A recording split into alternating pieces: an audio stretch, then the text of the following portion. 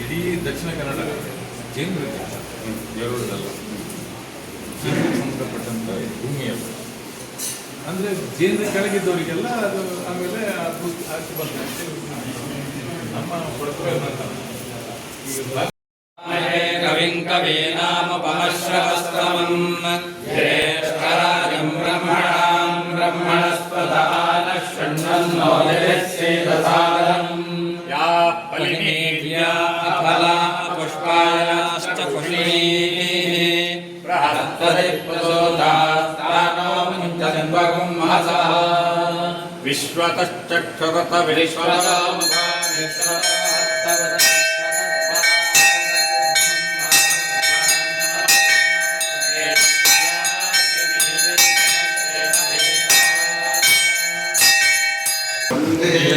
गुरूणां चरणारविन्दे सन्दर्शित स्वात्मसुखावबोधे जनस्येजाङ्गलिकायमाने संसारहलाहलमोहशान्तये गावो मे पुरतः सन्तु गावो मे सन्तु पृष्ठतः गावो मे हृदये नित्यं गवां मध्ये वसाम्यहम्.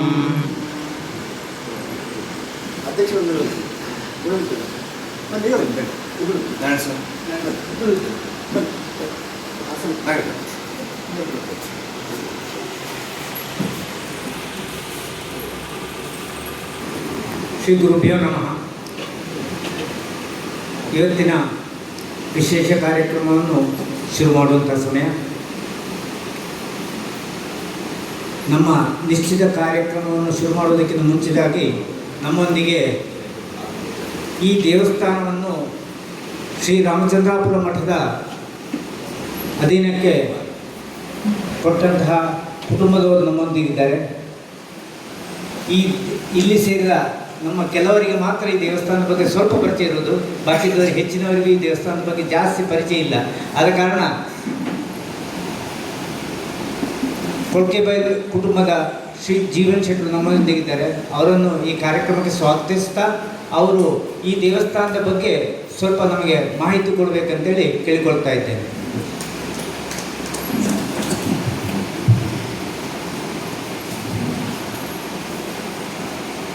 ಶ್ರೀ ಚಿತ್ತಾರಿ ಮಹಾಗಣಪತಿ ಮತ್ತು ರಾಮಲಿಂಗೇಶ್ವರಿಗೆ ನಮಸ್ಕರಿಸಿ ಗುರುಗಳನ್ನು ಸ್ಮರಿಸಿ ಆಶೀರ್ವಾದ ಬೇಡುತ್ತಾ ನಿಮ್ಮನ್ನೆಲ್ಲ ಸ್ವಾಗತಿಸುತ್ತಾ ಸಣ್ಣ ವಿಚಾರ ಹೇಳಿ ನಾನು ಸ್ವಲ್ಪ ಗಡಿಬಿಡಲಿದ್ದೇನೆ.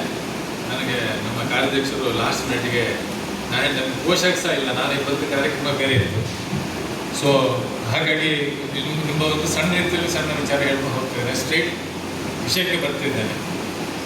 ಈ ದೇವಸ್ಥಾನ ಹೆಚ್ಚಿನ ಅಂಶ ನಮ್ಮ ಹಿರಿಯವರು, ನಮ್ಮ ಗುರುಗಳು ಹೇಳಿದ ಪ್ರಕಾರ, ಗುರುಗಳು ಹೇಳಿದ್ರೆ ಕೊಳ್ಕೆಬೈಲು ಮನೆತನಕ್ಕೆ ಗುರುಗಳು ಗರ್ಕಿಮಠ ವೆಂಕಟರಮಣಗಳು ಆ ಕಾಲದಲ್ಲಿ ಗರ್ಕಿಮಠ ಮತ್ತು ಜಂಬೂರು ಕೊಳ್ಕೆಬೈಲು ಮನೆತನಕ್ಕೆ ಸಂಬಂಧಪಟ್ಟ ವೈದಿಕ ಗುರುಗಳು ಅವರು ಆ್ಯಕ್ಚುಲಿ. ಮತ್ತು ಬೆಕ್ಕಕೆಟ್ಟೂರು ನಂದಿಕೇಶ್ವರ ದೇವಸ್ಥಾನ ಸಹ ಕೊಳ್ಕೆಬೈಲು ವಂಶಕ್ಕೆ ಸಂಬಂಧಪಟ್ಟದ್ದು. ಅದೆಲ್ಲ ತುಂಬ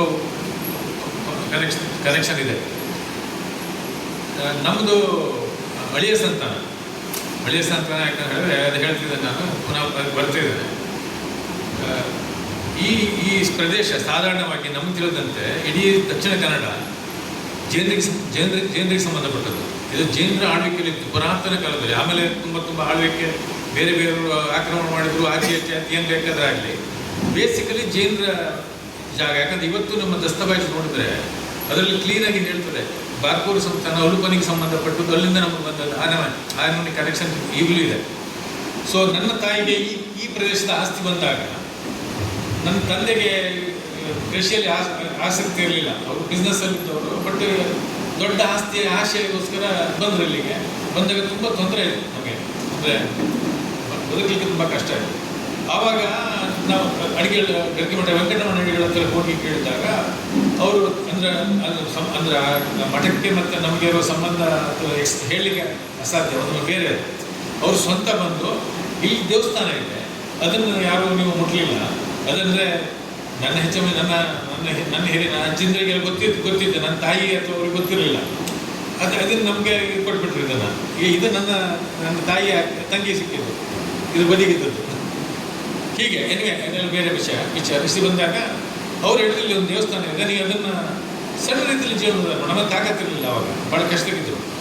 ನೀವು ಸ್ವಲ್ಪ ರೀತಿಯ ಜೀರ್ಣೋದ್ಧಾರ ಮಾಡು, ನೀವು ಉದ್ಧಾರ ಆಗ್ತದೆ ಹೇಳಿ ಅವ್ರು ಹೇಳಿದರು. ಅದೇ ಪ್ರಕಾರ ನನ್ನ ತಂದೆ ತುಂಬ ಕಷ್ಟಪಟ್ಟು ಸಣ್ಣ ಒಂದು ಗುಡಿ ಇದು ಮಾಡಿದ್ರು. ಅದು ಆ್ಯಕ್ಚುಲಿ ಎಲ್ಲ ಶಿಲಾಮಯ ಇತ್ತು, ಅದು ಕಲ್ಲಲ್ಲ ಅಲ್ಲೇ ಇದೆ ಆಚೆಲ್ಲ ಇದೆ. ನಾವು ಪಂಚನ ಮುಟ್ಲಿಕ್ಕೆ ಸಹ ಹೋಗಲಿಲ್ಲ. ಸೊ ಅದನ್ನು ಹಾಗೆ ಮಾಡಿ ಪಂಚನ ಫುಲ್ ಕಂಪ್ಲೀಟ್ ಕಲ್ಲಿದೆ ಅದು. ಆ್ಯಕ್ಚುಲಿ ಎಲ್ಲ ಇಂಟರ್ ಕನೆಕ್ಟೆಡ್ ಆವಾಗ ಕಲ್ಲೆಲ್ಲ ಆಗಿಲ್ಲ. ಸೊ ಅದನ್ನು ಫಸ್ಟ್ ಜೀರ್ಣೋದ್ಧಾರ ಮಾಡಿ ಇದ್ರ ಕತೆ ಕೇಳುವಾಗ ಅದು 607 ವರ್ಷ ಹಿಂದೆ ಜೈನ ಮನೆತನಕ್ಕೆ ಸಂಬಂಧಪಟ್ಟಂಥದ್ದು. ಆ ಕಾಲದಲ್ಲಿ ಇಲ್ಲಿ ರಥೋತ್ಸವ ಎಲ್ಲ ಆಗ್ತಿತ್ತು ಅಂತ ಹೇಳಿ ಎಲ್ಲ ಅದು ಜೈನರಲ್ಲಿ ಒಂದು ಹೆಂಗಸು ಅವರ ಇದರಲ್ಲಿ ಇದರ ಸುಪ್ರತಿ ಇತ್ತು, ಅವರು ನಡೆಸ್ತಾ ಇದ್ರು ಅಂದೇಳಿ ಆ ನಮ್ಮನೆ ಇದ್ದರು. ಆಮೇಲೆ ನಮ್ಮ ಇದಕ್ಕೆ ಬಂದರು. ನಾವು ಅದನ್ನು ಈ ದೇವಸ್ಥಾನ 3-4 ಸಲ ಇದಾಗಿದೆ, ಅಂದರೆ 3-4 ಫೇಸಲ್ಲಿ ಅಭಿವೃದ್ಧಿಯಾಗಿ ಅದಕ್ಕೆ ಬ್ರಹ್ಮಕಲಶ ಆಗಿದೆ. ನಾನು ಏನು ಹೇಳ ಬಯಸ್ತೀನಿ ಅಂತ ಹೇಳಿದರೆ, ಈ ದೇವಸ್ಥಾನ ಕಂಟಿನ್ಯೂಸ್ಲಿ ಉದ್ಧಾರ ಆಗಿದೆ. ಈಗ ನಾವೆಲ್ಲ ಸುಮ್ಮನೆ ಯಾವುದು ನಿಮಿತ್ತ ಮನುಷ್ಯನಿಂದ ಎಂಥದ್ದು ಆದದಲ್ಲ, ಯಾವುದು ಪ್ರೋಗ್ರಾಮ್ ಮಾಡ್ಕೊಂಡು ಆದದ್ದಲ್ಲ, ಯಾವ ಬ್ರಹ್ಮಕಲಶ ಅಥವಾ ಯಾವ ಜೀರ್ಣೋದ್ಧಾರ ಕಾರ್ಯಕ್ರಮ ಪೂರ್ವಯೋಜಿತ ಆಗಿ ಅವ್ರದ್ದು ಹಣ ಬರ್ತದೆ, ಇವ್ರದ್ದು ಹಣ ಬರ್ತದೆ, ಏನೂ ಕೇಳಲಿಲ್ಲ. ಎಲ್ಲಿ ಹಣ ಬರ್ತದೆ ಇವ್ರಿಗೆ ಗೊತ್ತುಂಟು. ಅದು ಹಾಗೆ ಹೋಗಿದೆ. ಹಾಗೆ ಇದಕ್ಕೆ ನೀವೇ ನಿದರ್ಶನ ಕಣ್ಣೆದ್ರೆ ನೋಡ್ತಿರ್ಬೋದು. ಈಗ ನೆಕ್ಸ್ಟ್ ಗುರುಗಳಿಗೆ ಹೋದ ಸಮೇತ ಅದು ಮತ್ತೊಂದು ಸ್ಟೆಪ್. ಯಾಕಂತ ಹೇಳಿದ್ರೆ ಈಗ ನಮ್ಮ ಮನೆಯಲ್ಲಿ ನಮ್ಮದು ಪುನಃ ಅಳಿಯ ಸಂತಾನ ಇದು. ಈಗ ನಾವು ಅಣ್ಣ ತಮ್ಮ ಇದ್ದರೂ ಸಮೇತ ನಮಗೆ ನಾವು ಯಜಮಾನರು, ಅಧಿಕಾರ ಇಲ್ಲ. ಅಂದರೆ ನೈತಿಕವಾಗಿ ಅಧಿಕಾರ ಅಂತ ಹೇಳಿದ್ರೆ ಬೇರೆ ವಿಚಾರ. ನಮ್ಮದು ಅಧಿಕಾರ ಉಂಡಿಗೆ ಗೌರ್ಮೆಂಟ್ ಕಾನೂನು ಪ್ರಕಾರ ಎಲ್ಲರಿಗೂ ಅಧಿಕಾರ ಸಮ ಪಾಲ್ದಾರೆ. ಬಟ್ ನಾವು ನೈತಿಕವಾಗಿ ನಮಗೆ ಮಾಡೋಕೆ ಅಧಿಕಾರ ಇಲ್ಲ. ಆವಾಗ ನನಗೆ ಅದು ನನ್ನ ತಂಗಿಗೆ ಸಹ ನಮ್ಮ ವಂಶದಲ್ಲಿ ಭಾಳ ಆಶ್ಚರ್ಯ ಹೇಳಿದರೆ ಹೆಣ್ಣು ಸಂತಾನ ಭಾಳ ಕಡಿಮೆ. ಬಳಕೆವಲ್ಲ ವಂಶ 500 ವರ್ಷದ ಹಿಂದಿಂದು. ಈಗ ನನ್ನ ಈ ಕೌರಿನಲ್ಲಿ ನನ್ನ ಸೊಸೆಗೆ ಈಗ 2 ಹೆಣ್ಣು ಆಯ್ತು. ಈಗ ಫಸ್ಟ್ ಒಂದೇ ಹೆಣ್ಣು, ಅದರಂತೆ 7 ಜನ್ಮಾಂತರದಲ್ಲಿ ಅಲ್ಲಿ ಒಂದು ಫ್ಯಾಮಿಲಿ ಟ್ರೀ ಹಾಕಿದ್ದೇವೆ. ಈಗ 7 ಜನ್ಮಾಂತರ ನಂತರ ಒಂದು ಹುಡುಗಿ, ಅಂದರೆ ಹುಡುಗರಿದ್ದಾರೆ, ಹುಡುಗಿಯರಿಲ್ಲ. ಅಂದರೆ ಅದು ಹಾಗೆ ಕಡಿಮೆ ಆಗ್ತದೆ. ಅದೇನು ಬೇಕಾದ್ರೆ ಇರಲಿ, ದೇವಸ್ಥಾನ ಹಾಗಾಗಿ ಇದು ಈಗ ನಮಗೆ ಪರಿಸ್ಥಿತಿ ಬಂದಿದೆ. ಗುರುಗಳ ಆಶೀರ್ವಾದ ಇದೆಲ್ಲ ನಡೀತಾ ಇದೆ. ಮತ್ತೇನು ಪ್ರಶ್ನೆ ಇದ್ದು ನೀವು ಕೇಳ್ಬೋದು, ನಾನು ನಿಮ್ಮ ಅನುಮತಿ ಕೊಡ್ತೇನೆ. ಎಷ್ಟು ಜಾಗ ಬರ್ತದೆ ಇದು ಜಾಗ? ಈ ದೇವಸ್ಥಾನ ಮಠಕ್ಕೆ ಸಿಕ್ಕಿದ್ದು ಅರ್ಧ ಎಕರೆ ಅಲ್ಲ, 50 ಸೆಂಟ್ಸ್, 50-51 ಸೆಂಟ್ಸ್ ಏನೋ ಇರ್ಬೋದು. ಹಾಂ, 22 ಇದಾಗಿದೆ, ಕಮರ್ಷಿಯಲ್ ಆಗಿದೆ, ಕನ್ವರ್ಟ್ ಆಗಿದೆ. ಹಾಂ ಹಾಂ, ಅಂದರೆ ಈ ಜಾಗ ಬಯೋಸೈನ್ಸ್ ಮಾತ್ರ ಇವರು ಕೊಟ್ಟಿದ್ದೇವೆ ನಾವು. ಇದು ನಿಮ್ಮ ಈ ಅವಧಿಯಲ್ಲಿ ಆಗಿದೆ? ಹೌದು, ನನ್ನ ತಂದೆ ಕಾಲದಿಂದ ಈ ಕಾಲದವರೆಗೆ ನಡೆದಂಥ ಅಭಿವೃದ್ಧಿ. ಅದನ್ನಲ್ಲಿ 3-4 ಸಲ ನಡೆದಿದೆ. ಮೇಜರಾಗಿ ಸ್ಟೆಪ್ ಬೈ ಸ್ಟೆಪ್ ಆಗಿ ಆಗೋದು. ಮಠಕ್ಕೆ ಕೊಡಬೇಕು, ಗುರುಗಳಿಗೆ ಕೊಡಬೇಕು ಅಂತ ಯಾವ ಥರ ಪ್ರೇರೇಪಣೆ ಅಂತ ಹೇಳಿದರೆ, ನಾನು ಆ್ಯಕ್ಚುಲಿ ಎಲ್ಲಿವರೆಗೆ ಅಂತ ಹೇಳಿದರೆ ಆತ್ಮಸಾಕ್ಷಿಯಾಗಿ ಹೇಳುವಂಥದ್ದು. ಅಂದರೆ ಈಗ ನಾವು ಬೆಂಗಳೂರಲ್ಲಿ ಹೊಟ್ಟೆಗೋಸ್ಕರ ಇಲ್ಲಿ ಕೆಲಸದವ್ರು ಇರುವಂಥದ್ದು, ಅದು ಸರಿಯಾಗಿ ನಡ್ಕೊಂಡು ಹೋಗ್ತಿದ್ರೆ, ನಾನು ಸಣ್ಣದಿರುವಾಗ ದಿವಸ ಪೂಜೆ ಮಾಡಿಸ್ತಿದ್ದೆ. ಇಷ್ಟು ಸಣ್ಣದಿರುವಾಗ ಆ ಒಂದು ಮನಸ್ಸಿನಾಗಿರುವಂಥ ಒಂದು ಭಕ್ತಿ ಅಥವಾ ಪ್ರೇರೇಪಣೆ ಅದನ್ನು ಕಂಟ್ರೋಲ್ ಮಾಡಲಿಕ್ಕೆ ಆಗೋದಿಲ್ಲ. ಹಾಗಾಗಿ ದಿವಸ ಮನೆಯಿಂದ ಯಾವಾಗಲೂ ಇಲ್ಲಿಗೆ ಪ್ರತಿ ಪೂಜಾ ಸಾಮಗ್ರಿ ಮನೆಯಿಂದ ಬರ್ತಿತ್ತು. ಎಲ್ಲಿವರೆಗೆ ಪರಿಸ್ಥಿತಿ ಅಂತ ಹೇಳಿದರೆ, ನಮ್ಮ ತಾಯಿ ಓಲ್ಡ್ ಆದ ತುಂಬ ಆವಾಗ ಮನೆ ಬಿಟ್ಟು ಅವರ ಮಗಳ ಮನೆ ಹೋಗೋ ಪರಿಸ್ಥಿತಿ ಬರ್ತಿತ್ತು. ಆವಾಗ ಮನೇಲಿ ಯಾರು ಇರುವುದಿಲ್ಲ, ಸುಸ್ಥಿರವಾಗಿ ಇಲ್ಲಿ ಸಾಮಾನು ಕೊಡ್ಲಿಕ್ಕೆ ಆಗುತ್ತದೆ. ಬಟ್ ಸ್ಟಿಲ್ ಅದನ್ನು ಮೇಂಟೈನ್ ಮಾಡಿದ್ದೇವೆ ನಾವು, ಲಾಸ್ಟ್ವರೆಗೂ ಮೇಂಟೈನ್ ಮಾಡಲಿಕ್ಕೆ ಒಂದು ದಿವಸ ತಪ್ಪಿಸಿಲ್ಲ ನಾವು. ಆವಾಗ ಸ್ವಲ್ಪ ಹೆದರಿಕೆಯಾಗಿ ಒಬ್ಬರು ಯಾರಿಗಾರು ಬ್ರಾಹ್ಮಣರಿಗೆ ಕೊಡ್ಬೇಕಂದೇಳಿ ಆಲೋಚನೆ ಮಾಡ್ತಿದ್ದೆ ನಾನು. ಈ ಪೂಜೆ ಮಾಡಲಿಕ್ಕೆ ಮನೆ ಸಾಕಟ್ಟಿದ್ದ ಉದ್ದೇಶ ಅದೇ, ಬ್ರಾಹ್ಮಣರಿಗೆ ಕೊಟ್ಟು ಅದೇ ಬ್ರಾಹ್ಮಣರಿಗೆ ಕೊಟ್ಬಿಡು ಅಂದೇಳಿ. ಅದಕ್ಕೆ ಯೋಗ್ಯ ಬ್ರಾಹ್ಮಣರೇ ಬರಲಿಲ್ಲ. ಈಗ ಅದಕ್ಕೊಂದು ನನಗೆ ಪ್ರೇರಣೆ ಬೇಕಲ್ವಾ, ಇಲ್ಲಿ ಬಂದು ಬ್ರಾಹ್ಮಣರಲ್ಲಿ ನಾವು ಕೊಡಬೇಕಾದ್ರೆ ಮನಸ್ಸು ಮಾಡೋಕೆ ಅವ್ರು ಮಾಡುವ ಕೆಲಸ ನೋಡಿದ ತಲೆಬಿಸಿ ಆಗಿ ಸುಮ್ಮನೆ ಇದ್ದೆ. ಆವಾಗ ನಮಗೆ ಲಕ್ಷ್ಮೀನಾರಾಯಣ ಅಂತ ಹೇಳಿ ಒಬ್ಬರು ನಮ್ಮ ಆತ್ಮರಿದ್ದರು.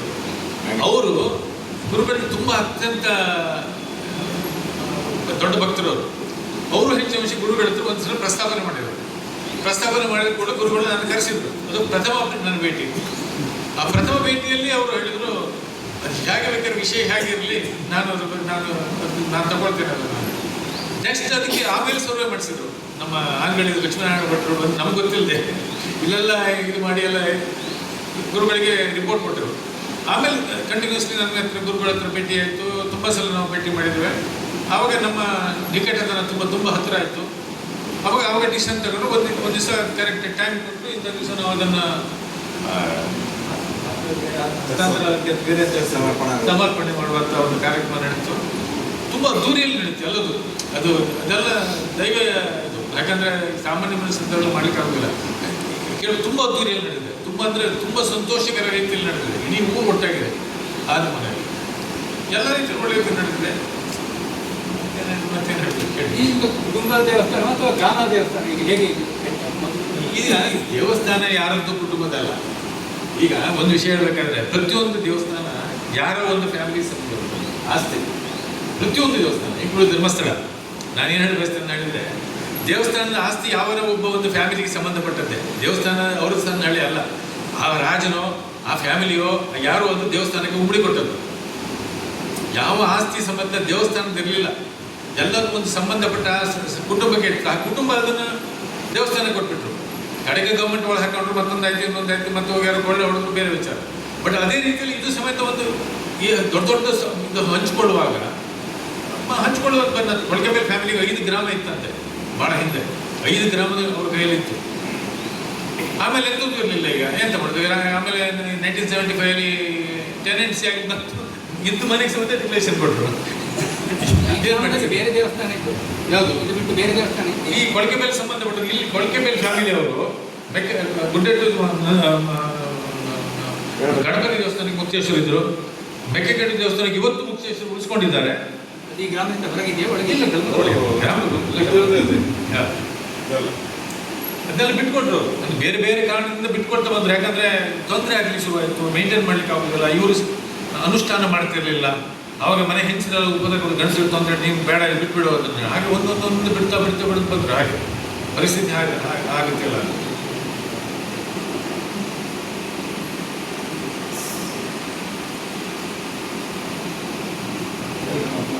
ಹಾಂ, ಥ್ಯಾಂಕ್ಸ್ ನಿಮಗೆಲ್ಲ. ನಾನು ಮಾತಾಡಲಿ ಬಿಟ್ಟಿದ್ದೆ. ಶ್ರೀ ಮಹಾಗಣಪತಿ ಮತ್ತು ಬ್ರಹ್ಮಲಿಂಗೇಶ್ವರ ಕೇಳಿದೆ ಅರ್ಚಕರು. ಬ್ರಹ್ಮಲಿಂಗೇಶ್ವರ ಅಂದರೆ ಹೇಗೆ? ಮಂಡಗಟ್ಟೆ ಬ್ರಹ್ಮಲಿಂಗೇಶ್ವರನೇ ಅಂದರೆ ಎಷ್ಟು ಶಕ್ತಿ ಇದೆ ಅಂತ ಮತ್ತೆ ನಮ್ಮ ವಿಮರ್ಶೆಗೆ ಬೇಡ ಅಂತ. ಅಂತಹ ಒಂದು ಶಕ್ತಿಯ ಕೇಂದ್ರ, ಒಂದು ಸಾನ್ನಿಧ್ಯ ರಾಮಚಂದ್ರಾಪುರ ಮಠದೊಟ್ಟಿಗೆ ಲೀನವಾಗಿದೆ ಅಂದರೆ ನಮಗೆಷ್ಟು ಹೆಮ್ಮೆ ಇದೆ. ಇವತ್ತಿನ ಸಭೆ ಎಲ್ಲಿಯೋ ಉಡುಪಿಯಲ್ಲಿಯ ಕುಂದಾಪುರದಲ್ಲಿ ಯಾವುದೋ ಒಂದು ಹಾಲ್ನಲ್ಲಿ ಅಥವಾ ಯಾವುದೋ ಒಂದು ಭವನದಲ್ಲಿ ಆಗಬೇಕಾಗಿತ್ತು. ಈ ಸನ್ನಿಧಿಯಲ್ಲಿ ಆಗಿದೆ ಅಂದರೆ ಅವನು ಇಲ್ಲಿ ನಮ್ಮನ್ನು ಕರೆಸ್ಕೊಂಡಿದ್ದಾನೆ ಅಂತ ಭಾವಿಸ್ತೇವೆ. ಅವ ಕರೆಸ್ತಾ ಇರುವಾಗ ಆ ಹುಡುಗಿಬೈ ಮನೆತನವನ್ನೇ ಕರೆಸ್ಕೊಂಡಿದ್ದಾನೆ ಒಟ್ಟಿಗೆ ನಮಗೆ.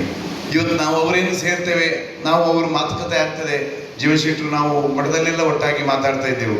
ಆದರೆ ಇವತ್ತು ಅವ್ರನ್ನ ಕರಿಬೇಕು ಅನ್ನುವ ಮನಸ್ಸು ನಮಗೆ ಗೊತ್ತಿಲ್ಲ. ಆದರೆ ಬ್ರಹ್ಮಲಿಂಗೇಶ್ವರ ಗೊತ್ತಿದೆ ಅಂತ ಹೆಂಗೆ ನಡೆಸಬೇಕು ಅನ್ನೋದಕ್ಕೆ. ಹಾಗಾಗಿ ಜೀವನ್ ಶೆಟ್ಟಿ ಇರ್ಬೋದು, ನವೀನ್ ಶೆಟ್ಟಿ ಇರ್ಬೋದು, ಅವರೆಲ್ಲ ಇವತ್ತು ನಮ್ಮೊಟ್ಟಿಗೆ ಇದ್ದಾರೆ ಇಲ್ಲಿ ಅಂದರೆ ಅದು ಅವಿನಾಭಾವ ಸಂಬಂಧವನ್ನು ಕಾಣಿಸ್ತದೆ. ಹಾಗಾಗಿ ಇದೊಂದು ಸಂದರ್ಭ. ಈ ಪ್ರದೇಶದಲ್ಲಿ ಇವತ್ತು ಕೂತವರು, ಇಲ್ಲಿ ಮುಂದೆ ಕೂತವರಲ್ಲಿ ಇರುವುದು ಕುಂದಾಪುರ, ಕೊಲ್ಲೂರು, ಉಡುಪಿ, ಕಾರ್ಕಳ, ಈ ಪ್ರದೇಶದ ನಮ್ಮ ಸಮಾಜದ ನಾಯಕರು. ಹಾಗಾಗಿ ಪ್ರಾತಿನಿಧಿಕವಾಗಿ 25 ಮನೆಗೆ ಒಂದು ಇರುವಂತಹ ಗುರಿಕಾರರು ಅಥವಾ ಪದಾಧಿಕಾರಿಗಳು ಇವತ್ತು ಇಲ್ಲಿದ್ದಾರೆ. ಹಾಗಾಗಿ ಈ ಕ್ಷೇತ್ರದ ಅಭಿವೃದ್ಧಿಯಲ್ಲಿ ನಿಮ್ಮ ಸೇವೆಗಳು, ನಿಮ್ಮ ತೊಡಗಿಸುವಿಕೆಗಳು ಹೆಚ್ಚಾಗಬೇಕಾದಕ್ಕೆ ಇವತ್ತಿನ ಈ ಸಭೆ ನಮ್ಮ ನಿಜವಾದ ಏನು ಗುರುಮಾರ್ಗ ಸಭೆ ಇನ್ನಾಗಬೇಕು. ಅದಕ್ಕಿಂತ ಮುಂಚಿನ ಈ ಹಿನ್ನೆಲೆ ಸಭೆ ಉಂಟಲ್ಲ, ಇದು ನಿಮ್ಮನ್ನು ಪ್ರೇರಣೆಗೊಳಿಸಲಿ ಅಂತ ಪ್ರಾರ್ಥಿಸ್ತೇನೆ. ಹರೇ ರಾಮ. ಔಪಚಾರಿಕವಾಗಿ ಕಾರ್ಯಕ್ರಮ ಶುರು ಮಾಡುವಂತಹ ಸಮಯ. ಇವತ್ತಿನ ಕಾರ್ಯಕ್ರಮದ ರೂಪುರೇಷೆ ಹೀಗಿರುತ್ತೆ. 3 ಅವಧಿಯಲ್ಲಿರುತ್ತೆ. ಪ್ರಥಮ ಅವಧಿ ಹವ್ಯಕ ಸಮಾಜದಲ್ಲಿ ಗುರಿಕಾರರ ಮಹತ್ವ. 2ನೇ ಅವಧಿ ವೈದಿಕರು, ಗುರಿಕಾರರು, ಶಿಷ್ಯರು ಮಧ್ಯದಲ್ಲಿರುವ ಸಮನ್ವಯ ಹಾಗೂ ಗುರಿಕಾರರ ಗುರುಮಾರ್ಗ. ಕೊನೆಯ ಅವಧಿ ಗುರಿಕಾರ ಸಮನ್ವಯ. ಹೀಗೆ 3 ಅವಧಿಯಲ್ಲಿರುತ್ತೆ. ಅದಕ್ಕಿಂತ ಮುಂಚಿತವಾಗಿ, ಅವಧಿ ಶುರು ಮಾಡೋದಕ್ಕಿಂತ ಮುಂಚಿತವಾಗಿ ಮಂಡಲದ ಅಧ್ಯಕ್ಷರಾದ ಸರ್ ರಮೇಶ್ ಭಟ್ ಅವರು ಪ್ರಾಸ್ತಾವಿಕವಾಗಿ 2 ನುಡಿಗಳು ಹೇಳುತ್ತಾ ಸೇರಿದವರನ್ನು ಸ್ವಾಗತಿಸಬೇಕು ಅಂತೇಳಿ ಕೇಳಿಕೊಳ್ತಾರೆ. ಈ ಗುರಿಕಾರರ ಗುರುಮಾರ್ಗ ಒಂದು ಸಂವಾದ ಹೇಳುವ ಕಾರ್ಯಕ್ರಮಕ್ಕೆ ಇವತ್ತು ಆಗಮಿಸಿದ ಎಲ್ಲ ಗುರು ಬಂಧುಗಳಿಗೆ ಆದರಪೂರ್ವಕ ಪ್ರಣಾಮ ಸಲ್ಲಿಸ್ತೇನೆ ಹಾಗೂ ಸ್ವಾಗತ ಕೊಡ್ತೇನೆ.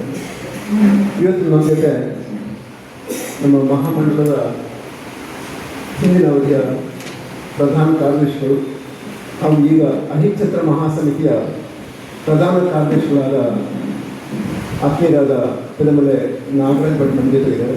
ಅವರನ್ನು ಈ ಸಭೆಗೆ ಹೃತ್ಪೂರ್ವಕವಾಗಿ ಸ್ವಾಗತಿಸ್ತೇನೆ. ಹಾಗೆ ನಮ್ಮ ಮಹಾಮಂಡಲದ ಅಧ್ಯಕ್ಷರಾದ ಹರಿಪ್ರಸಾದ್ ಪೆರಿಯಪ್ಪು ಅವರು ನಮ್ಮ ಜೊತೆಗಿದ್ದಾರೆ. ಅವರನ್ನು ಕೂಡ ಆದರಪೂರ್ವಕ ಸ್ವಾಗತ ಕೊಡ್ತೇನೆ. ಹಾಗೆ ಕುಂದಾಪುರ ಮತ್ತು ಉಡುಪಿ ವಲಯಗಳ ಅಧ್ಯಕ್ಷರಾದಿಯಾಗಿ ಎಲ್ಲ ಪದಾಧಿಕಾರಿಗಳು ಅವರನ್ನು ಕೂಡ ಈ ಸಭೆಗೆ ಸ್ವಾಗತಿಸ್ತೇನೆ. ಮಂಡಲದ ನನ್ನೆಲ್ಲ ಸಹೋದ್ಯೋಗಿ ಬಂಧುಗಳಿಗೆ ಕೂಡ ಸ್ವಾಗತ ಕೊಡ್ತೇನೆ. ಈ ಗುರಿಕಾರರ ಗುರುಮಾರ್ಗ ಅಂತ ಹೇಳುವ ಒಂದು ಕಾರ್ಯಕ್ರಮವನ್ನು ನಾವು ಪ್ರಾಯಶಃ ಕಳೆದ 2 ವರ್ಷ ಹಿಂದೆ ಮಾಡಬೇಕು ಅಂತ ಯೋಚನೆ ಮಾಡಿದ್ದು. ಅದು ನನಗೆ ಸರಿಯಾದ ದಿನ ಸಿಕ್ಕಿರಲಿಲ್ಲ.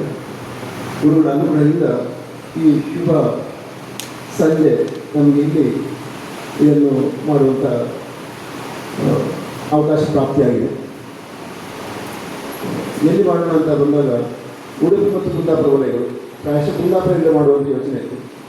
ಆದರೆ ಉಡುಪಿ ಬಂಧುಗಳು ಉಡುಪಿಯಲ್ಲಿ ಹವ್ಯಭವನ ಮಾಡೋಣ ಅಂತ ಹೇಳಿದರು. ಆದರೆ ಆ ಸಂದರ್ಭ ಶಿಷ್ಯ ಹಿತ ಮಾಹಿತಿ ಸಂಗ್ರಹಣ ಕಾರ್ಯಕ್ಕೆ ನಮ್ಮ ಮನೆಯಲ್ಲಿ ಬಂದ ಆ ಸ್ವರ್ಣ ಪಾದಗಳ ವಸತಿಯ ಸಂದರ್ಭ ಕಾಕಂಗೆ ಬಲರಾಮ್ ಭಟ್ ಅವರ ಮನೆಯಲ್ಲಿ. ಆ ಸಂದರ್ಭ ನಾವೆಲ್ಲ ಸೇರಿ ಮಾತಾಡಿದಾಗ ಯೋಚನೆ ಬಂತು, ಪ್ರಾಯಶಃ ಇದೊಂದು ಒಳ್ಳೆಯ ಜಾಗ, ತುಂಬ ಪ್ರಶಸ್ತವಾಗಿದೆ. ಅದ್ರ ಜೊತೆಗೆ ನಮ್ಮ ಮಠದ ಒಂದು ಅಂಗಸಂಸ್ಥೆ. ಇದನ್ನು ಎಲ್ಲರಿಗೂ ಪರಿಚಯಿಸುವ ದೃಷ್ಟಿಯಿಂದ ನಾವು ಈ ಬಾರಿ ಮಹಾಗಣಪತಿ ಬ್ರಹ್ಮಲಿಂಗೇಶ್ವರ ದೇವಸ್ಥಾನ ಮಾಡಿದ್ದು ಹೇಗೆ ಅಂತೇಳಿ ತಕ್ಷಣ ನಮ್ಮ ಮಾಮೂಲ ಅಧ್ಯಕ್ಷರು ಸುಧಾಕರ್ನವರಿಗೆ ಫೋನ್ ಮಾಡಿದರು. ಕರೆ ಮಾಡಿದಾಗ ಅವರು ಸಂತೋಷ ಒಪ್ಕೊಂಡು ಇಲ್ಲಿ ಎಲ್ಲಿ ವ್ಯವಸ್ಥೆ ಮಾಡಿಕೊಡ್ತೇವೆ ಬನ್ನಿ ಅಂತ ಹೇಳಿದರು. ಹಾಗೆ ಕುಂದಾಪುರ ಅಧ್ಯಕ್ಷರು ಮಾತಾಡಿದರು, ಉಡುಪಿಯ ಬಂಧುಗಳನ್ನು ಮಾತಾಡಿದರು. ಎಲ್ಲರೂ ಕೂಡ ಇದು ತುಂಬ ಒಳ್ಳೆಯದು, ನಾವು ಬರಬೇಕು, ನಮಗೆ ಬರ್ತೇವೆ ಅಂತ ಹೇಳಿದರು. ಹಾಗೆ ಆ ಸಂತೋಷದಿಂದ ಸಂತೋಷಪೂರ್ವವಾಗಿ ಈ ಕಾರ್ಯಕ್ರಮಕ್ಕೆ ಆಯೋಜನೆ ಮಾಡಿದರೆ ಆಯಿತು. ಹಾಗೆ ಇವತ್ತಿಗೆ ಸೇರಿದ ಎಲ್ಲ ಗುರುಬಂಧುಗಳು ವಂದಿಸಿ ಸ್ವಾಗತಿಸಿ ಈ ಕಾರ್ಯಕ್ರಮದಿಂದ ನಾವು ಏನು ತಗೊಂಡು ಹೋಗಬೇಕು ಅಂತ ಹೇಳುವ ವಿಚಾರ. ಪ್ರಾಯಶಃ ಸಂಸ್ಥಾನದ ದಿವ್ಯ ದೃಷ್ಟಿಯ ಈ ಸಂಘಟನೆಯಲ್ಲಿ ಗುರಿಕಾರರ ಘಟಕ ಅಂತ ಹೇಳುವಂಥದ್ದು ಒಂದು ಪ್ರಮುಖ ಕೇಂದ್ರ ಬಿಂದು. ಅಲ್ಲಿಂದ ವಲಯದಿಂದ ಮಂಡಲ, ಮಹಾಮಂಡಲ, ಸರ್ವೋಚ್ಚ ಸ್ಥಾನದಲ್ಲಿರುವಂಥವರು ಶ್ರೀ ಸಂಸ್ಥಾನದವರ ಮಾರ್ಗದರ್ಶನ ಆ ಕ್ಷಣಕ್ಕೆ ಅವ್ರು ಹೇಳಿದ ತಕ್ಷಣ ಪ್ರತಿ ಶಿಷ್ಯನ ಮನೆ ತಲುಪೋದಕ್ಕೆ ಒಂದು ವ್ಯವಸ್ಥೆ ಇದೆ. ಗುರಿಕಾರರು ತಮ್ಮ ಜವಾಬ್ದಾರಿ ನಿರ್ವಹಿಸುವಂಥ ಸಮಯದಲ್ಲಿ ವಲಯಗಳು ಅವ್ರ ಜೊತೆಗೆ ಸಹಯೋಗದಲ್ಲಿ ಎಲ್ಲ ಮನೆಗಳನ್ನು ಸಂಪರ್ಕ ಮಾಡಿಕೊಂಡು ಎಲ್ಲ ರೀತಿಯ ಮಠದ ಯೋಜನೆಗಳಿಗೆ ಪ್ರಾಮುಖ್ಯತೆ ಕೊಟ್ಟು ಅದು ಶ್ರೀಗಳ ಸಂಕಲ್ಪ ಏನಿದೆ ಅದನ್ನು ಸಾಕಾರ ಮಾಡುವ ರೀತಿಯಲ್ಲಿ ಆ ಯೋಜನೆಗಳು ಯಶಸ್ವಿಯಾಗಿ ನೆರವೇರಬೇಕು ಅಂತ ದೃಷ್ಟಿಯಿಂದ ನಾವೆಲ್ಲ ಸೇರಿ ಈ ಕಾರ್ಯಕ್ರಮ ಮಾಡಿದ್ದೇವೆ. ಅದಕ್ಕೆ ಪ್ರಾಯಶಃ ಇಂತಹ ಸಂವಾದಗಳು ಗುರಿಕಾರ ಗುರುಮಾರ್ಗ ವಲಯಗಳು ಹೇಗೆ ಘಟಕದೊಂದಿಗೆ ಘಟಕದ ಅಧ್ಯಕ್ಷರಾದ ಗುರಿಕಾರರಿಗೆ ಸೇರಿಕೊಂಡು ಎಲ್ಲವನ್ನು ಒಳ್ಳೆಯ ರೀತಿಯಲ್ಲಿ ಯಶಸ್ಸಾಗಿ ಮಾಡುವಂಥ ದೃಷ್ಟಿಯಲ್ಲಿ ತುಂಬ ಅನುಕೂಲಕರವಾದ ಈ ಕಾರ್ಯಕ್ರಮಗಳು. ಅದಕ್ಕೆ ಇವತ್ತು ಬಂದು ಸೇರಿ ಎಲ್ಲರೂ ಮತ್ತೊಮ್ಮೆ ಸ್ವಾಗತಿಸುತ್ತಾ ಈ ಪ್ರಸ್ತಾವ ನಡೆಸಿ ಮುಂದಿನ ಕಾರ್ಯಕ್ರಮಕ್ಕೆ ಆಗ್ತದೆ. ಧನ್ಯವಾದ. ಎಲ್ಲರನ್ನು ಸ್ವಾಗತಿಸಿ ಪ್ರಾಸ್ತಾವಿಕವಾಗಿ 2 ನುಡಿಗಳನ್ನು ಆಡಿದ ಮಂಡಲ ಅಧ್ಯಕ್ಷ ಸರ್ ರಮೇಶ್ ಅಣ್ಣಂಗೆ ಧನ್ಯವಾದ. ಇನ್ನು ನಾವು ಏನು ನಿಶ್ಚಿತ ಮಾಡಿದ್ದೇವೆ ಆ ಅವಧಿಯನ್ನು ಶುರು ಮಾಡುವಂಥ ಸಂದರ್ಭ. ಪ್ರಥಮ ಅವಧಿ ಹವ್ಯಕ ಸಮಾಜದಲ್ಲಿ ಗುರಿಕಾರರ ಮಹತ್ವ. ಇದನ್ನು ನಮಗೆ ನಡೆಸಿಕೊಡ್ಲಿಕ್ಕಿರೋರು ಶ್ರೀ ಉಂಡೆಮನೆ ವಿಶ್ವೇಶ್ವರ ಭಟ್ ಅವರು ಈ ಅವಧಿಯನ್ನು ಸುಮಾರು 15 ನಿಮಿಷಗಳ ಕಾಲದಲ್ಲಿ ನಡೆಸಿಕೊಡ್ತಾ ಇದ್ದಾರೆ. ಇದರಲ್ಲಿ ಯಾವುದೇ ಪ್ರಶ್ನೋತ್ತರಕ್ಕೆ ಅವಕಾಶವಿಲ್ಲ. ಮುಂದಿನ ಅವಧಿಗಳಲ್ಲಿ ಪ್ರಶ್ನೋತ್ತರಕ್ಕೆ ಅವಕಾಶವಿದೆ. ಹರೇ ರಾಮ್.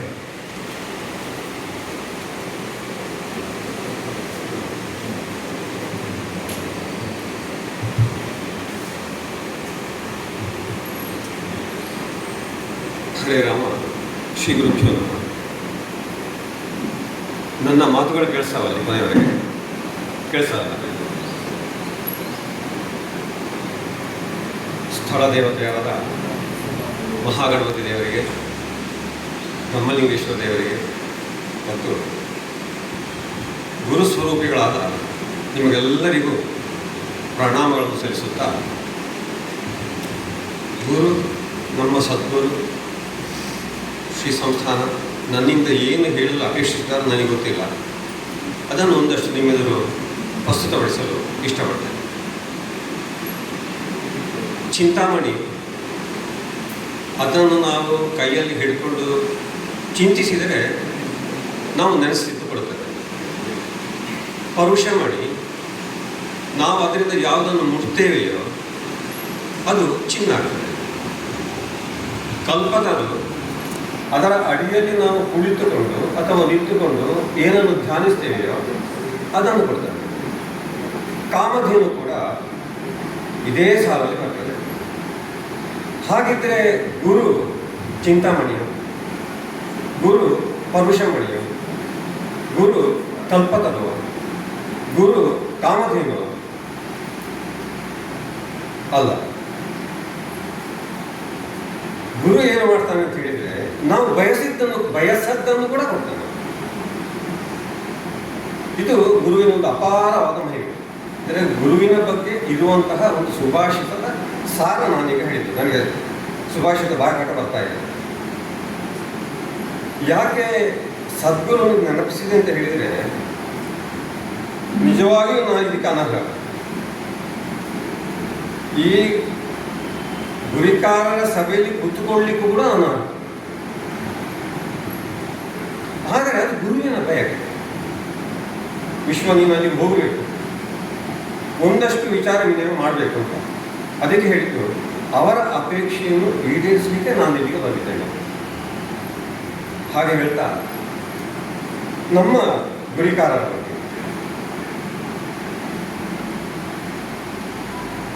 ಹವ್ಯಕ ಸಮಾಜದ ವಿಶೇಷತೆ ಅಂತ ಹೇಳಿದರೆ, ಈ ಗುರಿಕಾರರು ಎನ್ನುವ ಪರಿಕಲ್ಪನೆ ವಿಶೇಷವಾಗಿ ನಮ್ಮ ಮಂಗಳೂರು ಹೋಬಳಿಯ ಅನುಭವದಲ್ಲಿ ನಾನು ಹೇಳ್ತಾ ಹೋಗ್ತೇನೆ. ಇದು ಅತ್ಯಂತ ವಿಶಿಷ್ಟವಾದದ್ದು. ನಮ್ಮ ತುಳುನಾಡಿನಲ್ಲಿ, ಇಲ್ಲಿ ತುಳುನಾಡಿನ ಸ್ವಲ್ಪ ಉತ್ತರ ಭಾಗದಲ್ಲಿದೆ, ಎಲ್ಲ ಜಾತಿಯಲ್ಲೂ ಗುರಿಕಾರರಿದ್ದಾರೆ. ಇಲ್ಲಿ ಹೇಗೆ ಅಂತ ಗೊತ್ತಿಲ್ಲ ನನಗೆ. ಆ ಗುರಿಕಾರರು ಯಾಕೆ ನೇಮಕ ಆದರು ಅಂತ ಹೇಳಿದರೆ, ಆ ಕಾಲದಲ್ಲಿ ಈಗ ಇಲ್ಲಿ ರಾಜರ ಬಗ್ಗೆ ಹೇಳಿದ್ರು, ಆ ರಾಜರುಗಳು ಈ ಅನ್ಯಮತೀಯರಾದಾಗ, ಅವರು ನಮ್ಮ ವೈದಿಕ ಪರಂಪರೆಗೆ ಹೊರತಾದವರಾದಾಗ ಆ ದೇವಸ್ಥಾನಗಳು ಆಮೇಲೆ ಭೂತಸ್ಥಾನಗಳು ಅವುಗಳೆಲ್ಲ ಸರಿಯಾಗಿ ನಿರ್ವಹಣೆ ಮಾಡಿಕೊಂಡು ಹೋಗಬೇಕು ಎನ್ನುವ ದೃಷ್ಟಿಯಿಂದ ಅವರು ಕೆಲಸವನ್ನು ಹಂಚಿಕೊಂಡರು. ಇದು ಅತ್ಯಂತ ಚಂದಕ್ಕೆ ನಮಗೆ ಕಾಣುವುದು ವಿಟ್ಲ ಪಂಚಲಿಂಗೇಶ್ವರ ದೇವಸ್ಥಾನದ ಜಾತ್ರೆ ಸಮಯದಲ್ಲಿ. ಅಲ್ಲಿ ಎಲ್ಲ ಜಾತಿಯ ಗುರಿಕಾರರು ಬರ್ತಾರೆ. ಕುಡಿಯರು ಅಂತ ಹೇಳ್ತೇವೆ, ಧ್ವಜಾರೋಹಣ. ಆ ಧ್ವಜಾರೋಹಣ ಸಂದರ್ಭದಲ್ಲಿ ಎಲ್ಲ ಜಾತಿಯ ಗುರಿಕಾರರು ಅಲ್ಲಿ ಇರಬೇಕು, ಅಥವಾ ಆ ಮನೆಯನ್ನು ಪ್ರತಿಷ್ಠಿಸುವ ಒಬ್ಬ ವ್ಯಕ್ತಿಯಲ್ಲಿ ಇರಬೇಕು. ಹಾಗೆ ನಮ್ಮವರು ಇದ್ದಾರೆ. ಅಂದರೆ ಒಂದು ಇಲ್ಲಿ ಎರಡು ವಿಷಯ ಇದೆ. ಒಂದು, ನಮ್ಮ ಜಾತೀಯವಾಗಿ ನೇಮಕಾದಂಥ ಗುರಿಕಾರರು. ಎರಡನೇದು, ಅದನ್ನು ನೋಡಿಕೊಂಡು ರಾಜರು ಅವರಿಗೆ ಅಧಿಕಾರವನ್ನು ಕೊಟ್ಟರು, ಹೊಣೆಗಾರಿಕೆಯನ್ನು ಕೊಟ್ಟರು. ಈ ಎರಡು ದೃಷ್ಟಿಯಿಂದ ನೋಡಿದಾಗ ಈ ವಿಮುಖವಾದ ದುಪ್ಪಟ್ಟು ಈ ಪ್ರಭಾವದಿಂದಾಗಿ ನಮ್ಮ ಈ ಗುರಿಕಾರರ ಪಟ್ಟ ಎಂಬುದು, ನಮ್ಮ ಈ ಗುರಿಕಾರರ ಸ್ಥಾನ ಅಂತ ಹೇಳುವುದು ಅತ್ಯಂತ ಮಹತ್ವವಾದ ಮಾನವನ್ನು ಪಡೆದಂತಹ ಒಂದು ಸ್ಥಾನ. ಇದಕ್ಕೆ ಎರಡು ಮಾತಿಲ್ಲ. ನಮ್ಮ ಈ ವಲಯಗಳು ಅಂದರೆ ನಮ್ಮ ಈ ಸಂಘಟನೆ ಅಂತ ಹೇಳ್ತೇವೆ, ಮಹಾಮಂಡಲ ವ್ಯಾಪ್ತಿಯ ಈ ಸಂಘಟನೆ ಅಂದರೆ ಆವಾಗ ಹೋಬಳಿ ಪರಿಷತ್ ಇತ್ತು, ಸುಮಾರು 20 ವರ್ಷಗಳ ಹಿಂದೆ. ಆ ಹೋಬಳಿ ಪರಿಷತ್ತಿಗೆ ಬರುವ ಮೊದಲೇ ಅಂದರೆ ಇನ್ನಷ್ಟು ಮಾತುಕತೆ ಇರುವ ಸಂದರ್ಭದಲ್ಲಿ ನಮ್ಮ ಗುರಿಕಾರರೇ ಎಲ್ಲರೂ ಆಗಿತ್ತು. ಹೆಚ್ಚಿನ ಎಲ್ಲ ಜವಾಬ್ದಾರಿಗಳನ್ನು ಅವರೇ ವಹಿಸ್ತಾ ಇದ್ದರು. ಆದರೆ ಆವಾಗ ದಯವಿಟ್ಟು ಯಾರು ತಪ್ಪು ತಿಳ್ಕೋಬಾರ್ದು, ಹಿಂದೆಯೂ ನಮ್ಮ ಮಠ ಸಮಾಜಮುಖಿಯಾಗಿದೆ. ಇದು ಅಜ್ಜಶಾಸ್ತ್ರಿಗಳು ನನ್ನಲ್ಲಿ ಹೇಳಿದರು. ಅವರಿಗೆ ನನ್ನ ಮೇಲೆ ಏನು ಮಮತೆ ಅಂತ ಗೊತ್ತಿಲ್ಲ. ಕಂಡ ಕೂಡಲೇ ಮುಂಡೆ ಮನೆ ಬಾ ಅಂತ ಹೇಳ್ತಿದ್ರು. ಹಾಗೆ ಒಂದು ದಿವಸ ನನ್ನಲ್ಲಿ ಹೀಗೆ ಹೇಳಿದ್ರು, ಮುಂಡೆ ಮನೆ ದೊಡ್ಡ ಗುರುಗಳು ಹೇಳಿದ್ರು. ದೊಡ್ಡ ಗುರುಗಳು ಹೀಗೆ ಅವರ ಈ ಪ್ರಾಯದಲ್ಲಿ, ನಮ್ಮ ಈಗಿನ ಸಂಸ್ಥಾನವನ್ನು ಹೇಳಿ ಅವರ ಈ ಪ್ರಾಯದಲ್ಲಿ ದಿವಸಕ್ಕೆ 6-7 ಮೈಲು ನಡ್ಕೊಂಡು ಮನೆ ಮನೆಗೆ ಹೋಗ್ತಾ ಇದ್ರು ಅಂತ.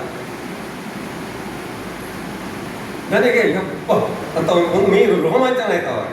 ಅಂದರೆ ನಾವು ಅದಕ್ಕೆ ಹಿಂದಿನದ ಅವನಿಗೆ ಗೊತ್ತಿಲ್ಲ.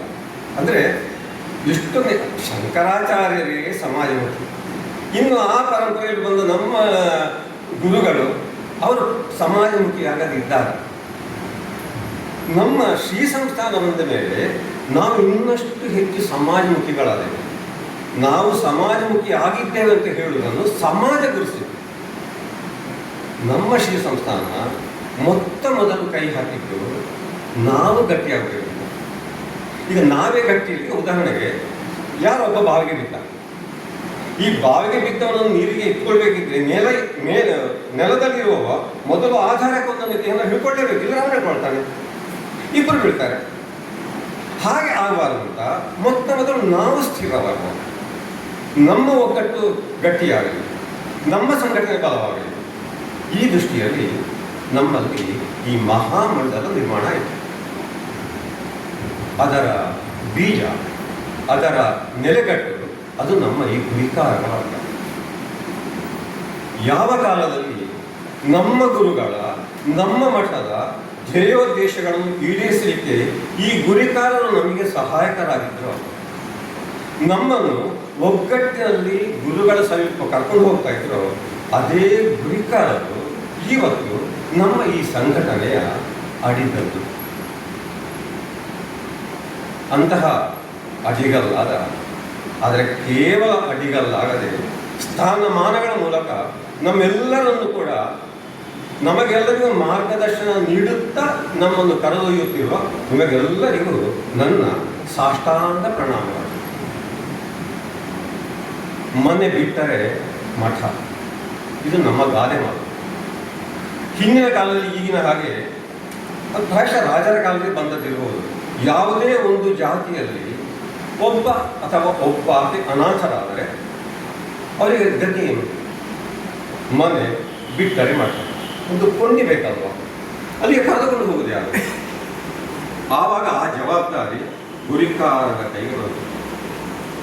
ನನಗೆ ನಮ್ಮ ಪುರೋಹಿತರು ಹೇಳಿದ ನನಗೆ ಬಹಳ ವರ್ಷಗಳಿಂದ, ನಮ್ಮ ತಂದೆಯವರು ತೀರಿದ ಸಂದರ್ಭದಲ್ಲಿ ಹುಬ್ಬಳ್ಳಿ ಸೀಮೆಯ ಒಂದು ಪದ್ಧತಿ ಹೇಳಿದ್ರು. ಒಂದೊಮ್ಮೆ ಅನಾಥರಾಗಿದ್ದರೆ ಗುರಿಕಾರ ಶವ ಸಂಸ್ಕಾರಕ್ಕೆ ಹೋಗುವಾಗ ಈ ಬೆಂಕಿಯ ಮಡಿಕೆ ಉಂಟಲ್ವಾ ಅದನ್ನು ತಗೊಳ್ಬೇಕಂತ ಮರಣ ಸ್ಥಾನ. ಇವತ್ತು ಬರುವಾಗ ಒಬ್ಬರು ಗುರಿಕಾರ ನನ್ನಲ್ಲಿ ಹೇಳಿದರು, ಅವರ ಗುರಿಕಾರ ಮನೆತನದಲ್ಲಿ ಬರುವಂತಹ ಒಬ್ಬರು ಹಿರಿಯರು, ಅವರು ಇಬ್ಬರು ಮಕ್ಕಳು ಕೂಡ ದೇಶದಲ್ಲಿದ್ದಾರೆ. ನೀವೇ ಫೋನ್ ಮಾಡಿ ಕೇಳಿದ್ರಂತವರು, ಎಲ್ಲಿಯಾದರೂ ನಾನು ಸತ್ತೋದ್ರೆ ನೀವೆಲ್ಲ ಇದ್ದೀರಲ್ಲ, ಈಗ ನಮ್ಮ ಸಂಘಟನೆಯಲ್ಲಿ ಏನು ವ್ಯವಸ್ಥೆ ಇದೆ ಅಂದರೆ ಮಕ್ಕಳನ್ನ ಇಲ್ಲಿಗೆ ಬರಲಿಕ್ಕಿಲ್ಲ. ಇವರ ಪ್ರಶ್ನೆ ತಕ್ಷಣ ಇವರು ಉತ್ತರ ಕೊಟ್ಟಂತೆ, ನಾವೆಲ್ಲ ಇದ್ದೇವಲ್ಲ ಅಂತ, ನಾವೆಲ್ಲ ಇದ್ದೇವಲ್ಲ ಅಂತ ಗಮನಿಸಿ. ಅವರಿಗೆ ಗುರಿಕಾರದ ಮೇಲಿರುವ ವಿಶ್ವಾಸ ಇದು ಮಕ್ಕಳ ಮೇಲಿರುವಂತ ಹಾಗೆ ಹೇಳುವುದಲ್ಲ, ಇದು ವಾಸ್ತವಿಕ. ಪ್ರಾಯೋಗಿಕವಾಗಿ ಅಲ್ಲಿಂದ ಮಕ್ಕಳಿಗೆ ಸಾಧ್ಯ ಇಲ್ಲ, ನಾವು ಒಪ್ಪಬೇಕು. ಅಥವಾ ಮಕ್ಕಳಿಗೆ ಆಯ್ತು ನೀವು ಮುಂದುವರಿಸಿದ್ರೆ ಅದನ್ನು ಒಪ್ಪಬೇಕು, ಯಾಕಂದ್ರೆ ಕಾಲ. ಆದರೆ ಅವರ ಅನಾಥ ಯಾಕೆಂತ ಹೇಳಿದರೆ ಅಲ್ಲಿ ನಮ್ಮ ವ್ಯವಸ್ಥೆ ಇದೆ. ಅವರ ಅನಾಥರಲ್ಲ, ಯಾಕೆಂತ ಹೇಳಿದರೆ ಸ್ಥಾನದಲ್ಲಿ ಗುರುವಿನ ಸ್ಥಾನದಲ್ಲಿ ಇದ್ದು ಮಗನಾಗಿ ಕಾರ್ಯನಿರ್ವಹಿಸುವ ಗುರಿಕಾರ. ಆ ಗುರಿಕಾರರಿಗೆ ಬೆಂಬಲವಾಗಿ ನಾವಿದ್ದೇವೆ. ಇವತ್ತು ನೀವು ಗಮನಿಸಿ, ನಮ್ಮ ವಲಯದಲ್ಲಿ ಎಲ್ಲಿಯಾದರೂ ಹೀಗೆ ನಿಧನರಾದರೆ ನಾವು ಎಷ್ಟು ಬೇಗ ಅಲ್ಲಿಗೆ ಹೋಗ್ತೇವೆ. ಅದರಲ್ಲಿ ಮೊದಲ ಕಾಲಿಟ್ಟು ಗುರಿಕಾರ ಮನೆಯ ಕಾರ್ಯಕ್ರಮ ಏನಾದ್ರು ಪೂಜೆಗೆ ಕುಳಿತಿದ್ರೆ ಅದು ಮುಗಿಸಿದ ಮೇಲೆ ಇರೋದು. ಇಲ್ಲದಿದ್ರೆ ಮೊದಲು ಹೋಗ್ತಾರೆ, ಹೋದ ಮೇಲೆ ಉಳಿದವರಿಗೆ ಫೋನ್ ಮಾಡ್ತಾರೆ. ಯಾಕಂದ್ರೆ ನನ್ನ ಅಣ್ಣ ಗುರಿಕಾರ ಆಗಿದ್ದ, ನನ್ನ ತಮ್ಮ ಗುರಿಕಾರ. ಎಷ್ಟೋ ಸಹ ಹಾಗಾಗಿರ್ತದೆ. ಈಗ ಆಸ್ಪತ್ರೆಗೆ ಹೋದರೆ ಮೊದಲು ಇವರೇ ಹೋಗೋದು ಅಲ್ಲಿಗೆ, ಆಮೇಲೆ ಸಹಾಯ ವಿಭಾಗ ಮುಂತಾದವರಿಗೆಲ್ಲ ಫೋನ್ ಮಾಡಿ ಕರೀದು ಬರ್ತಾರೆ. ಮತ್ತೆಲ್ಲ ಮಿಂಚಿನ ಎಲ್ಲ ಕೆಲಸ ಆಗ್ತದೆ. ಆ ಸಂಘಟನೆ ಅಂತ ಹೇಳೋದು ಅದರ ಜೀವಾಳ ನಮ್ಮ ಈ ಗುರಿಕಾರ. ಇದಕ್ಕೆ ನಾವು ಇತಿಹಾಸವನ್ನು ಹುಡುಕುತ್ತಾ ಕೆದಕುತ್ತಾ ಹೋದರೆ ಕಷ್ಟ. ನಮಗೆ ಗೊತ್ತಿಲ್ಲದೆ ಈ ಸಂಘಟನೆ ಎನ್ನುವುದು ನಮ್ಮ ಪರಂಪರೆಯ ಮೂಲಕ, ಈ ಗುರಿಕಾರನ ಮೂಲಕ ನಮ್ಮ ನೆತ್ತರದಲ್ಲಿ ಹರಿದು ಬಂದು ನಾವು ಇವತ್ತು ಎಲ್ಲರೂ ಎಲ್ಲೆಲ್ಲಿಂದಲೋ ಬಂದವರು. ಈಗ ಇಲ್ಲಿ ಎಷ್ಟು ಸೀಮೆಗಳಿಂದ ಬಂದವರು ನಾವಿದ್ದೇವೆ. ನಾನು ಕುಂಬಳಿ ಸೀಮೆಯಲ್ಲಿ ಹುಟ್ಟಿದವ, ಈಗ ಬೆಳ್ತಂಗಿ ಸೀಮೆಯಲ್ಲಿ ಬೆಳೀತಾ ಇದ್ದೇನೆ, ನಾನು ಬಂದಿದ್ದೇನೆ. ಇವರು ಪಂಚಸಿಂಗಿಯವರು ಬಂದಿದ್ದಾರೆ. ಯಾಕೆ ನಾವು ಹೀಗೆ ಬಂದೆವು? ಇದು ಸಂಘಟನೆ ಬಲ. ಆ ಸಂಘಟನೆಯ ಜೀವಾಳ, ಅದರ ಬೇರು, ಅದರ ನೆಲೆಗಟ್ಟು, ಅದರ ಅಡಿಗಟ್ಟು ಇದೆಲ್ಲ ನಮ್ಮ ಪರಂಪರೆಯಿಂದ ನಡೆದುಕೊಂಡು ಬಂದಂತಹ ಈ ಒಂದು ಗುರಿಕಾರತ. ಗುರಿಯತ್ತ ನಡೆಯಲು, ಗುರಿಯತ್ತ ತಂದವರನ್ನು ಕರೆದುಕೊಂಡು ಹೋಗಲು, ಆ ಗುರಿಯನ್ನು ಯಶಸ್ವಿಯಾಗಿ ಸಾಧಿಸಲು ಸಹಕರಿಸಲಿಕ್ಕೆ, ಮಾರ್ಗದರ್ಶನ ನೀಡಲಿಕ್ಕೆ, ಬಲ ತುಂಬಲಿಕ್ಕೆ ಇರುವವರು ನಮ್ಮ ಗುರಿಕಾರ. ಅಂತಹ ಗುರಿಕಾರರು ಇವತ್ತು ನಮ್ಮ ಮಠ ಏನಾದರೂ ಒಂದು ಸಾಧನೆ ಮಾಡಿದೆ ಅಂತ ಹೇಳಲೇಬಾರದು, ಮಾಡಿದೆ. ಅವರ ಕೊಡುಗೆ ಬಹಳ ದೊಡ್ಡದು. ನಾನು ವಲಯದ ಅಧ್ಯಕ್ಷನಾಗಿದ್ದರೆ, ಈಗ ಉದಾಹರಣೆಗೆ ಒಂದು ಕಾರ್ಯಕ್ರಮ ನಡೆಯುತ್ತಾ ಇದೆ, ಅಲ್ಲಿ ಗುರಿಕಾರರಿದ್ದರೆ ಏನಿದ್ರೆ ಅವರಲ್ಲಿ ಕೇಳಬೇಕು. ನನಗೆ ತೀರ್ಮಾನಿಸುವ ಹಕ್ಕಿಲ್ಲ. ಹರಿಪ್ರಸಾದ್ ಪಿಲಿಪ್ ಇದ್ದಾರೆ, ಮಹಾಮಂಡಲ ಅಧ್ಯಕ್ಷರು. ಆ ಘಟಕಕ್ಕೆ ಹೋದರೆ ಅವರಿಗೂ ಆ ಹಕ್ಕಿಲ್ಲ. ಪುರೋಹಿತರು ತುಂಬ ಮಂದಿದ್ದೀರಿ, ಇಲ್ಲಿಯ ಕ್ರಮ ಹೇಗೆ ಅಂತ ಗೊತ್ತಿಲ್ಲ. ಆದರೆ ನಮ್ಮೂರಲ್ಲಿ ಪುರೋಹಿತರಿರ್ತಾರೆ, ಅವರಿಗೂ ಗುರಿಕಾರರಲ್ಲಿ ಕೇಳದ ನಿರ್ಧಾರ ತಗೊಳ್ಳುವ ಹಕ್ಕಿಲ್ಲ. ಅದು ಬಹಳ ಅಂದರೆ ನಮ್ಮ ಹಿರಿಯರು ಯಾವ ರೀತಿ ಒಂದು ಬರೆಯದಂತಹ ಸಂವಿಧಾನವನ್ನು ನಮಗೆ ಚಂದಕ್ಕೆ ಬರೆದಿಟ್ಟಿದ್ದಾರೆ ಅಂತ, ಒಂದು ವ್ಯವಸ್ಥೆ ಎಷ್ಟು ಚಂದಕ್ಕೆ ಹೋಗಬೇಕು ಅಂತ ನಿಜ ಖುಷಿ ಆಗುತ್ತೆ ಅಂತ. ಒಂದು ಹೆಣ್ಣು ಅನಾಥ ಆದರೆ ಕುಟುಂಬಸ್ಥರು, ಇಲ್ಲೇ ಇದ್ದರೆ ಸೋದರ ಮಾವ, ಇಲ್ಲದಿದ್ದರೆ ಗುರಿಕಾರ. ನಮ್ಮಲ್ಲಿ ನಮ್ಮ ಹವ್ಯಕ ಭಾಷೆಯಲ್ಲಿ ನಾವು ಹಿಂಗಸನ್ನು ಅದು ಇದು ಅಂತ ಹೇಳುದು. ಒಬ್ಬರು ನಮ್ಮಲ್ಲಿ ಕೇಳಿದ್ರು, ನೀವು ಎಂತೊಂದು ಸುಸಂಸ್ಕೃತ ಸಮಾಜ, ನೀವು ಹೆಣ್ಣನ್ನು ಅದು ಇದು ಅಂತ ಹೇಳ್ತೀರಲ್ಲ ಅಂತ. ಇದು ಬಸ್ನಲ್ಲಿ ಅವರು ಈಗ ನಾಯಕ ಅಂತ ಅವ್ರು ಈಗ ಇಲ್ಲ. ನಾನು ಸುಮ್ಮನೆ ಒಮ್ಮೆ ನನಗೆ ಮುಖಕ್ಕೆ ಬಡ್ದಾಗ ಆಯ್ತದೆ, ಮತ್ತೆ ಹೇಳಿದೆ ನಾಯಕರೇ ನೀವು ಹೇಳಿದ್ದೆಲ್ಲ ಹೋಗ್ತೇನೆ. ಇಂಗ್ಲೀಷಲ್ಲಿ ನಾವು ಒಬ್ಬರು ದಿಸ್ ಹಾಗೆ ಹೇಳೋದು, ನಾವು ಹೂ ಇಸ್ ದಿಸ್ ಮ್ಯಾನ್ ಅಂತ. ಅದನ್ನು ಹೇಳಲಿಕ್ಕೆ ಹೋಗಲಿಲ್ಲ. ನಿಮ್ಮ ಸಂಗತಿ ಗೊತ್ತುಂಟ, ನಾವು ಹೆಂಗಸನ್ನು ಅದು ಇದು ಅಂತ ಹೇಳ್ತೇವೆ, ಆದರೆ ನಮ್ಮಲ್ಲಿ ಯಾವುದೇ ಒಂದು ಹೆಣ್ಣು ಮಗು ಅನಾಥೆ ಅಲ್ಲ. ಯಾವುದೇ ಒಂದು ಹೆಣ್ಣು ಮಗು ಸದ್ಗತಿ ಇಲ್ಲದೆ ಹೀಗೆ ಹೋಗುವುದಿಲ್ಲ, ಸತ್ಯಕ್ಕೆ ಬಚ್ಚಿತ್ತದೆ. ಅವರಿಗೆ ಅಂಥ ಜವಾಬ್ದಾರಿ ಉಂಟು, ಅದು ನಮಗೆ ಗೊತ್ತಿಲ್ಲ. ಹೇಳಿದೆ, ಇಡೀ ಒಂದು ಕುಟುಂಬ, ಒಂದು ಸಮಾಜ ಯಾವ ರೀತಿ ಒಂದು ಹೆಣ್ಣನ್ನು ರಕ್ಷಿಸ್ತೇವೆ ಅದು ಹೇಳ್ಕೊಟ್ಟೆ ನಾನು. ನೋಡಿ, ಇದೆಲ್ಲ ಎಲ್ಲುಂಟು. ನಮಗೆ ಪ್ರತಿಯೊಂದು ಕಾನೂನು ಬೇಕು, ಕಾನ್ಸ್ಟಿಟ್ಯೂಷನ್ ಬೇಕು, ಸಂವಿಧಾನ ಬೇಕು. ಆದರೆ ನಮ್ಮಲ್ಲಿ ಇಲ್ಲಿದೆ ಈ ಭಾವನಾತ್ಮಕ ಸಂಬಂಧ. ಅಂದರೆ ಇವತ್ತು ಶೆಟ್ರುಗಳಿಗೆ ಬಂದದ್ದು ಅದು ಅದೇ ಸಂಬಂಧ. ಇದು ನಾವು ಸೇರುವ ಯಾಕೆ ಅವರು ಬರಬೇಕಿದೆ ಅಂತಹ ಒಂದು ವಿಶಿಷ್ಟವಾದ ಒಂದು ಸಂಘಟನೆಯು ನಮಗೆ ಹುಟ್ಟಿದೆಯೋ ಇವತ್ತು ಸಾಗಿ ಇಲ್ಲಿ ಬಂದಿದೆ. ನಾವೆಲ್ಲರೂ ಸೇರಿದ್ದೇವೆ. ನಾವು ಮನೆಯವರು ಮಠದೊಟ್ಟಿಗೆ ಇರುವ ತಮ್ಮಲ್ಲೆಲ್ಲ ನನ್ನ ಕಳಕಳಿಯ ಪ್ರಾರ್ಥನೆ, ದಯವಿಟ್ಟು ನಮ್ಮನ್ನು ಮಠದತ್ತ ಕರೆದುಕೊಂಡು ಹೋಗಿ. ನಾವು ನಿಜವಾಗಿ ನೀವು ಕರ್ಕೊಂಡು ಹೋಗ್ತಾ ಇದ್ದೀರಿ, ಆದರೆ ಇನ್ನಷ್ಟು ನಾವು ಬಲಗೊಳ್ಳುವ, ಸಂಘಟಿತರಾಗುವ, ನಮ್ಮ ಗುರುಗಳ ಧ್ಯೇಯೋದ್ದೇಶ ಏನಿದೆ ಅದನ್ನು ಸಾಧಿಸುವ. ಯಾವ ಕಾಲಕ್ಕೂ ಮನೆ ಬಿಟ್ಟಲ್ಲಿ ಮಠ ಎನ್ನುವ ಸ್ಥಿತಿ ನಮ್ಮ ಸಮಾಜಕ್ಕೆ ಬಾರದೇ ಇರಲಿ. ಅಂದರೆ ಅಂತಹ ಒಂದು ಸಂಕ್ರಮಣ ಘಟ್ಟದಲ್ಲಿ ನಾವಿದ್ದೇವೆ. ಇಡೀ ನಮ್ಮ ಹೋಬಳಿಯಿಂದ ತಗೊಂಡ್ರೆ ನಮ್ಮ ಎಷ್ಟೋ ಮನೆಗಳು ವೃದ್ಧಾಶ್ರಮ. ನಮ್ಮಲ್ಲಿ 2 ಮನೆಗೆ ಬೀಗ ಹಾಕಿದೆ. ಕೆಕ್ಕಾಳಿಗೆ ನಾವು ಹೋದರೆ ಎಷ್ಟೋ ಮನೆಗಳಲ್ಲಿ ಬೆಳಕಚ್ಚುವರಿಲ್ಲ. ಉಡುಪಿನ ಮದುವೆ ಆದ ಮಕ್ಕಳು ಅಜ್ಜಿ ನನ್ನೆದುರೇ ಅವಳ ಬಲತಾಯ ಮಗನಲ್ಲಿ ಕಳೆದು, ಮಗ ನಾನೆಲ್ಲಾರು ಹೋದರೆ ನೀನು ಕೊಡ್ಲಿಕ್ಕೆ ಅಲ್ವ ಪರಿಸ್ಥಿತಿ. 15 ವರ್ಷಗಳ ಹಿಂದಿನ ಬಸ್ಸಿನ ನಾನು ನಿಮಗೆ ಹೇಳುದು ಈಗ. ಆದ ಕಾರಣ ಸಂಘಟಿತರಾಗುವ, ಜನಸಂಖ್ಯೆ ಕಡಿಮೆ ಇರುವಂತಹ ಈ ಹೊತ್ತಿನಲ್ಲಿ, ಕಡಿಮೆಯಾಗುತ್ತಿರುವಂತಹ ಈ ಹೊತ್ತಿನಲ್ಲಿ ಹೇಗೆ ಇಸ್ರೇಲಿನ ಯಹೂದಿಗಳು ಮೇಲೆದ್ದು ಅಂದ್ರೋ ನಮ್ಮ ಸ್ಥಿತಿ ಆಗಿದೆ ಈಗ. ನಮ್ಮ ಸಂಸ್ಕಾರದ ಮೇಲೆ, ನಮ್ಮ ಈ ಬ್ರಾಹ್ಮಣದ ಮೇಲೆ ಯಾವ ರೀತಿಯ ಒಂದು ಸರ್ವತೋಮುಖವಾದಂತಹ ಒತ್ತಡ, ದಬ್ಬಾಳಿಕೆ ನಡೀತಿದೆಯೋ ನಮ್ಮ ಮಟ್ಟಿಗೆ ನಿಲ್ಲಬೇಕು. ನಮ್ಮ ತಲೆಗೆ ನಮ್ಮ ಕೈ. ಗುರು ಸ್ವರೂಪಿಗಳೇ, ನಾನು ಹೇಳಿದಲ್ಲಿ ಏನಾದರೂ ಹೆಚ್ಚು ಕಡಿಮಿದ್ದರೆ ದಯವಿಟ್ಟು ಕ್ಷಮಿಸಿ. ನಾವೆಲ್ಲರೂ ಒಗ್ಗಟ್ಟಾಗಿ ಹೋಗುವ. ನೀವು ಮುಂದೆ ನಿಲ್ಲಿ, ನಿಮ್ಮೊಟ್ಟಿಗೆ ನಾವಿದ್ದೇವೆ, ಹಿಂದೆ ನಿಮ್ಮೊಟ್ಟಿಗೆ ಬರ್ತೇವೆ, ನಿಮ್ಮೊಟ್ಟಿಗೆ ನಾವಿದ್ದೇವೆ. ಹಾಗೆ ಹೇಳ್ತಾ ಈ 2 ಮಾತುಗಳನ್ನು ನಾನು ನಮ್ಮ ಗುರುಚರಣಕ್ಕೆ ಸಮರ್ಪಿಸುತ್ತೇನೆ.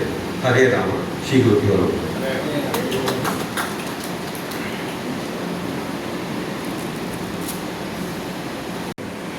ವಿಶ್ವೇಶ್ವರ ಭಟ್ರು ನನ್ನ ಭಾವ, ವಿಶ್ವಭಾವ ಅಂತ ನಾನು ಹೇಳೋದು. ವಿಶ್ವೇಶ್ವರ ಭಟ್ರು ಅಂತ ಹೇಳಿದರೆ ಸ್ವಲ್ಪ ಮುಜುಗರ ಆಗತ್ತೆ. ಪ್ರತಿಯೊಂದು ಸಭೆಯಲ್ಲಿಯೂ ಗುರಿಕಾರರು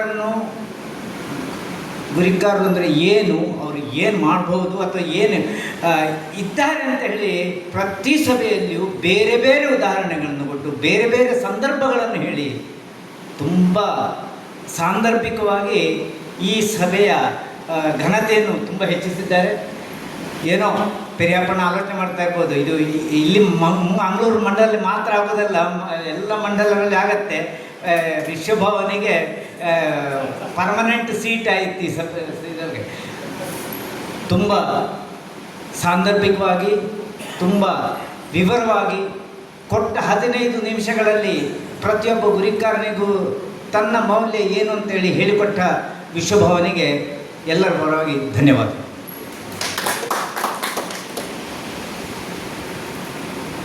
ಈಗ ಅವಧಿ ತೆಗೆದುಕೊಳ್ಳುವರು ವೇದಮೂರ್ತಿ ಅಮೆ ಶಿವಪ್ರಸಾದ್ ಭಟ್. ಅವರ ವಿಷಯ ವೈದಿಕರು, ಗುರಿಕಾರರು ಮತ್ತು ಮನೆಯವರು, ಅದರೊಟ್ಟಿಗೆ ಗುರಿಕಾರರ ಗುರುಮಾರ್ಗ. ಅವಧಿ ಸುಮಾರು 30 ನಿಮಿಷದಿಂದ 40 ನಿಮಿಷವರೆಗೆ ಇರುತ್ತೆ. ಈ ಅವಧಿ ಆದಮೇಲೆ ಸಮಗ್ರವಾಗಿ ಪ್ರಶ್ನೋತ್ತರ ಕಾರ್ಯಕ್ರಮಗಳನ್ನು ಇಟ್ಟುಕೊಂಡಿದ್ದೇವೆ. ಯಾರಿಗೆಲ್ಲ ಏನಾದರೂ ಜಿಜ್ಞಾಸೆಗಳಿದ್ದರೆ ಅವಧಿ ಮುಗಿದಾದ ಮೇಲೆ ಕೇಳ್ಕೊಳ್ಬೋದು. ಹರಿರ ಶ್ರೀ ಗುರುಗಳ ಮನಸ ನಮಸ್ಕರಿಸಿಕೊಂಡು ನಮ್ಮ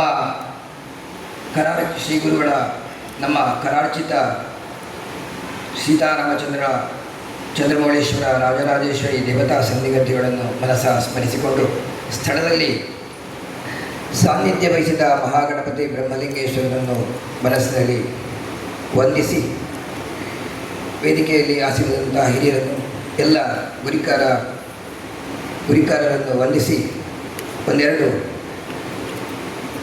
ನನಗೆ ಗೊತ್ತಿರುವ ಒಂದೆರಡು ಮಾಹಿತಿಗಳನ್ನು ಪರಸ್ಪರ ಹಂಚಿಕೊಳ್ಳುವಂತಹ ಪ್ರಯತ್ನವನ್ನು ಮಾಡ್ತಾರೆ.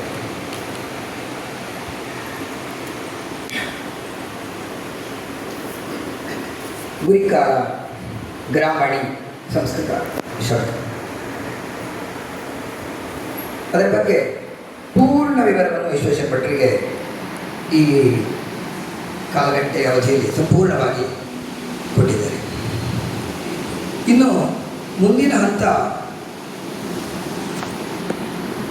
ಗುರಿಕಾರರಿಗೆ ಎರಡು ರೀತಿಯ ಅವಕಾಶಗಳು ನೆಲೆಗಟ್ಟು. ಒಂದು ಸಾಮಾಜಿಕವಾದಂಥ, ಒಂದು ಧಾರ್ಮಿಕವಾದಂಥದ್ದು, ಮತ್ತೊಂದು ಸಾಮಾಜಿಕವಾದಂಥ ನೆಲೆಗಟ್ಟು. ಧಾರ್ಮಿಕವಾದಂತಹ ವಿಚಾರಗಳು ಬಂದಾಗ ಅಲ್ಲಿ ಗುರಿಕಾರರ ಸ್ಪಂದನೆ ಮತ್ತು ಅವರ ಸಂಪರ್ಕ ಅಲ್ಲಿ ವೈದಿಕ ವಿಭಾಗದೊಂದಿಗೆ, ಹಾಗೆಯೇ ಶಿಷ್ಯ ಮನೆತನದೊಂದಿಗೂ ಸಹ ಪರಸ್ಪರ ಹೊಂದಾಣಿಕೆ ಮತ್ತು ಸಮನ್ವಯತೆಯ ಅವಶ್ಯಕತೆಗಳು ಬರ್ತದೆ. ಹಿಂದಿನ ಕಾಲದ ವಿವರ ಹೇಳಿದ್ದೇವೆ. ಒಂದು ಎರಡು ಮಾತನ್ನು ಹೇಳಿಕೊಂಡು ಮುಂದೆ, ಹಿಂದಿನ ಕಾಲದಲ್ಲಿ ಪ್ರತಿ ಮನೆಯಲ್ಲಿ ಯಾವ ವೈದಿಕ ಕಾರ್ಯಕ್ರಮ ಆಗಲಿ, ಯಾವುದೇ ರೀತಿಯ ಒಂದು ಸಂಘಟನಾತ್ಮಕವಾದಂತಹ ಕಾರ್ಯಕ್ರಮ ಆಗಬೇಕು ಅಂತ ಸಹ ಆ ಸಂದರ್ಭದಲ್ಲಿ ಆ ಊರಿನ ಹಿರಿಯರು ಅಥವಾ ಆ ಊರಿನ ಗುರಿಕಾರರ ಸಹಕಾರ ಇಲ್ಲದೆ ಯಾವ ಕಾರ್ಯಕ್ರಮವನ್ನು ಮಾಡಲಿಕ್ಕೆ ಆ ಘಟಕ ಅಥವಾ ಆ ಒಂದು ವ್ಯಾಪ್ತಿಯ ಸ್ಥಳದಲ್ಲಿ ಸಾಧ್ಯ ಇರ್ತಾ ಇರಲಿಲ್ಲ. ಯಾಕಂದರೆ ಅವರು ಅಡ್ಡಿಯರಾಗಿದ್ದರು. ಅವರ ಸಹಕಾರ ಒಂದು ಸ್ವಲ್ಪ ಮಟ್ಟಿಗೆ ಒಂದು 500 ಬಾಳೆದ ಬೇಕು, ಒಬ್ಬನ ಮನೆಯಲ್ಲಿ ಆಗ್ತದ ಗುರಿಕಾರರ ಸಹಕಾರ ಅಂತ ಹೇಳಿ 1,000 ಜನ ಇರುವಂತಹ ಒಂದು ವಿವಾಹ ಕಾರ್ಯಕ್ರಮ ಆಗ್ತದೆ. ಅದಕ್ಕೆ ಬೇಕಾದ ಪಾತ್ರ ಸಾಮಾನುಗಳಿರಲಿ, ಚಟ್ಟೆ ಉಟ್ಟುಗಳಿರಲಿ, ಒಬ್ಬನ ಮನೆಯಲ್ಲಿ ಆಗ್ತದ? ಇಲ್ಲ. ನಮ್ಮ ಮನೆಯಲ್ಲಿ ಆ ಥರ ವ್ಯವಸ್ಥೆಗಳಿವೆ. 25 ವರ್ಷದ ಮೊದಲು ಯಾವುದೇ ವಸ್ತುಗಳು, ನಮ್ಮ ಮನೆಯಲ್ಲಿ ಇಲ್ಲದ ವಸ್ತುಗಳನ್ನು ನಮ್ಮ ಪಕ್ಕದ ಮನೆ, ನಮ್ಮ ಗುರಿಕಾರರ ಮನೆ, ಈ ಥರ ನಾವು 10 ಕಡೆಗೆ ಹೋಗಿ ಬೇಕಾದ ಸಾಮಾನುಗಳನ್ನು ಒಟ್ಟು ಮಾಡಿ ಅವರು ನಮ್ಮ ಮನೆಯಲ್ಲಿ ಬಂದು ದಿವಸ ಬಂದು ಚಪ್ಪರವನ್ನು ಹಾಕಿ ಎಲ್ಲ ವ್ಯವಸ್ಥೆಯನ್ನು ಸಹ ಒಂದು ಸಮೂಹದಲ್ಲಿ ಎಲ್ಲರ ಸಹಕಾರವನ್ನು ತೆಗೆದುಕೊಂಡು ವ್ಯವಸ್ಥಿತವಾಗಿ ಆಗುವಂತಹ ಒಂದು ಪರಿಸ್ಥಿತಿ. ಈಗ ಒಂದು 20-25 ವರ್ಷ ಮುಂದೆ ಬಂದಂತಹ ಈ ಸಂದರ್ಭದಲ್ಲಿ ಹಳೆಯ ಹಿರಿಯರಾದಂತಹ ಅವರು ಪ್ರಾಯ ಆಗಿ ಅವರ ಮಕ್ಕಳ ಮನೆಯಲ್ಲಿ ಆಡಳಿತ, ವೈದಿಕ ಕಾರ್ಯಕ್ರಮದ ಜವಾಬ್ದಾರಿ ಮಕ್ಕಳಿಗೆ, ಸಾಮಾಜಿಕ ವ್ಯವಹಾರ, ಆರ್ಥಿಕ ವಿಚಾರಗಳು ಮಕ್ಕಳಿಗೆ. ಹಿಂದಿನಂತೆ ನಮ್ಮ ಆರ್ಥಿಕ ಪರಿಸ್ಥಿತಿಯಲ್ಲಿ ನಾವೆಲ್ಲರೂ ಸಶಕ್ತರಾಗ್ತಾ ಇದ್ದೇವೆ. ಆ ಸಂದರ್ಭದಲ್ಲಿ ಮನಸ್ಸುಗಳು ಸಹ ಸ್ವಲ್ಪ ವ್ಯತ್ಯಾಸ ಆಗ್ತಾ ಇತ್ತು. ಯಾವ ರೀತಿ 500 ಬಾಳೆಲೆ ಬೇಕು ಅಂತ ಹೇಳಿದರೆ ನಾವು ಗುರಿಕಾರರಿಗೆ ಅಥವಾ ಅವರ ಮನೆಯಲ್ಲಿ ಇವರ ಮನೆಯಲ್ಲಿ ಒಟ್ಟು ಮಾಡಬೇಕು ಬೇಡ, 5 ರೂಪಾಯಿ ಕೊಟ್ಟರೆ ಒಂದು ಬಾಳೆಲೆ ಸಿಗ್ತದೆ. ನಾವು ಆ ಬಾಳೆಲೆಯನ್ನು ತರಲಿಕ್ಕೆ ಸಾಧ್ಯ. ಪಾತ್ರ ಸಾಮಾನುಗಳು ಬೇಕು ಅಂತಿದ್ರೆ ಅದಕ್ಕೂ ನಾವು ಇನ್ನೊಬ್ಬರನ್ನು ಆಶ್ರಯಿಸಬೇಕು ಅಂತ ಇಲ್ಲ. ನಾವು ಹೇಳಿದರೆ ದುಡ್ಡು ಕೊಟ್ಟರೆ ಪಾತ್ರ ಸಾಮಾನುಗಳು ಬರ್ತದೆ. ಈ ತರಹ ಸ್ವಭಾವಗಳು ಆರಂಭ ಆಗಿ ನಿಧಾನವಾಗಿ ಸಮಾಜದಲ್ಲಿ ಒಬ್ಬನ ಅವಲಂಬನೆ ಇನ್ನೊಬ್ಬನಿಗೆ ಇಲ್ಲ. ಈ ಥರ ಆಗ್ತಾ ಬಂದು ಸಮಾಜದಲ್ಲಿ ಯಾವ ರೀತಿಯ ಒಬ್ಬ ಬಂದು ಒಂದೊಂದು ಮನೆಯಂತೂ ಒಂದೊಂದು ಜೀವನ, ಒಂದೊಂದು ಮನೆಯಂತೂ ಒಂದು ಪ್ರತ್ಯೇಕವಾದಂಥ ಈ ಸಮೂಹ ಜೀವನ, ಸಮೂಹದಲ್ಲಿ ಒಟ್ಟಾಗುವಂತಹ ಪ್ರಕ್ರಿಯೆಗಳು ಕಡಿಮೆ ಆಗ್ತಾ ಬಂತು. ಈ ಸಂದರ್ಭದಲ್ಲಿ ಏನಾಗ್ತದೆ ಅಂತ ಹೇಳಿದರೆ, ಗುರಿಕಾರರಿಗೆ ಹಿಂದಿನ ಕಾಲದಲ್ಲಿ ಏನು ಗೌರವ, ಏನು ಮನ್ನಣೆಗಳು ಸಮಾಜದಿಂದ, ಶಿಷ್ಯರಿಂದ ಬರ್ತಾ ಇತ್ತು, ಅದು ಅವನ ಅವಲಂಬನೆಗಳಿಗೆ ಇಲ್ಲದಂತಹ ಪರಿಸ್ಥಿತಿ ಬಂದಾಗ ಮೊದಲಿನ ಇದ್ದಂತಹ ಹಿರಿಯರ ಕಾಲದಲ್ಲಿ ಇದ್ದಂತಹ ಏನು ಆ ಮನ್ನಣೆ, ಗೌರವ ಸಮಾಜದ ಶಿಷ್ಯ ಜನಗಳಲ್ಲಿ ಸ್ವಲ್ಪ ಕಡಿಮೆ ಆಗ್ತಾ ಬಂತು. ಈ ಸಂದರ್ಭವನ್ನು ನಮ್ಮ ಗುರುಗಳು ಅವರ ದಿವ್ಯ ದೃಷ್ಟಿಯಿಂದ ಕಂಡುಕೊಂಡು ಈ ಥರ ಕಾರ್ಯಕ್ರಮಗಳನ್ನು ಮಾಡಿ ಅದರ ಮೂಲಕ ಗುರಿಕಾರರಿಗೆ, ಶಿಷ್ಯರಿಗೆ, ವೈದಿಕರಿಗೆ ಒಂದು ಒಳ್ಳೆಯ ರೀತಿಯ ಮಾಹಿತಿಯನ್ನು ಕೊಟ್ಟು ಒಳ್ಳೆಯ ರೀತಿಯಲ್ಲಿ ಸಮಾಜ ಮುಂದುವರಿಯುವ ಹಾಗೆ, ಸಮನ್ವತೆಯಿಂದ ಕಾರ್ಯಕ್ರಮ ನಡೆಯುವ ಹಾಗೆ ಇರುವಂತಹ ಮಾರ್ಗದರ್ಶನವನ್ನು ಕೊಡುವ ಉದ್ದೇಶದಿಂದ ಈ ಕಾರ್ಯಕ್ರಮಗಳನ್ನು ನಮ್ಮ ಮೂಲಕ ಹಮ್ಮಿಕೊಳ್ತಾ ಇದ್ದೇವೆ.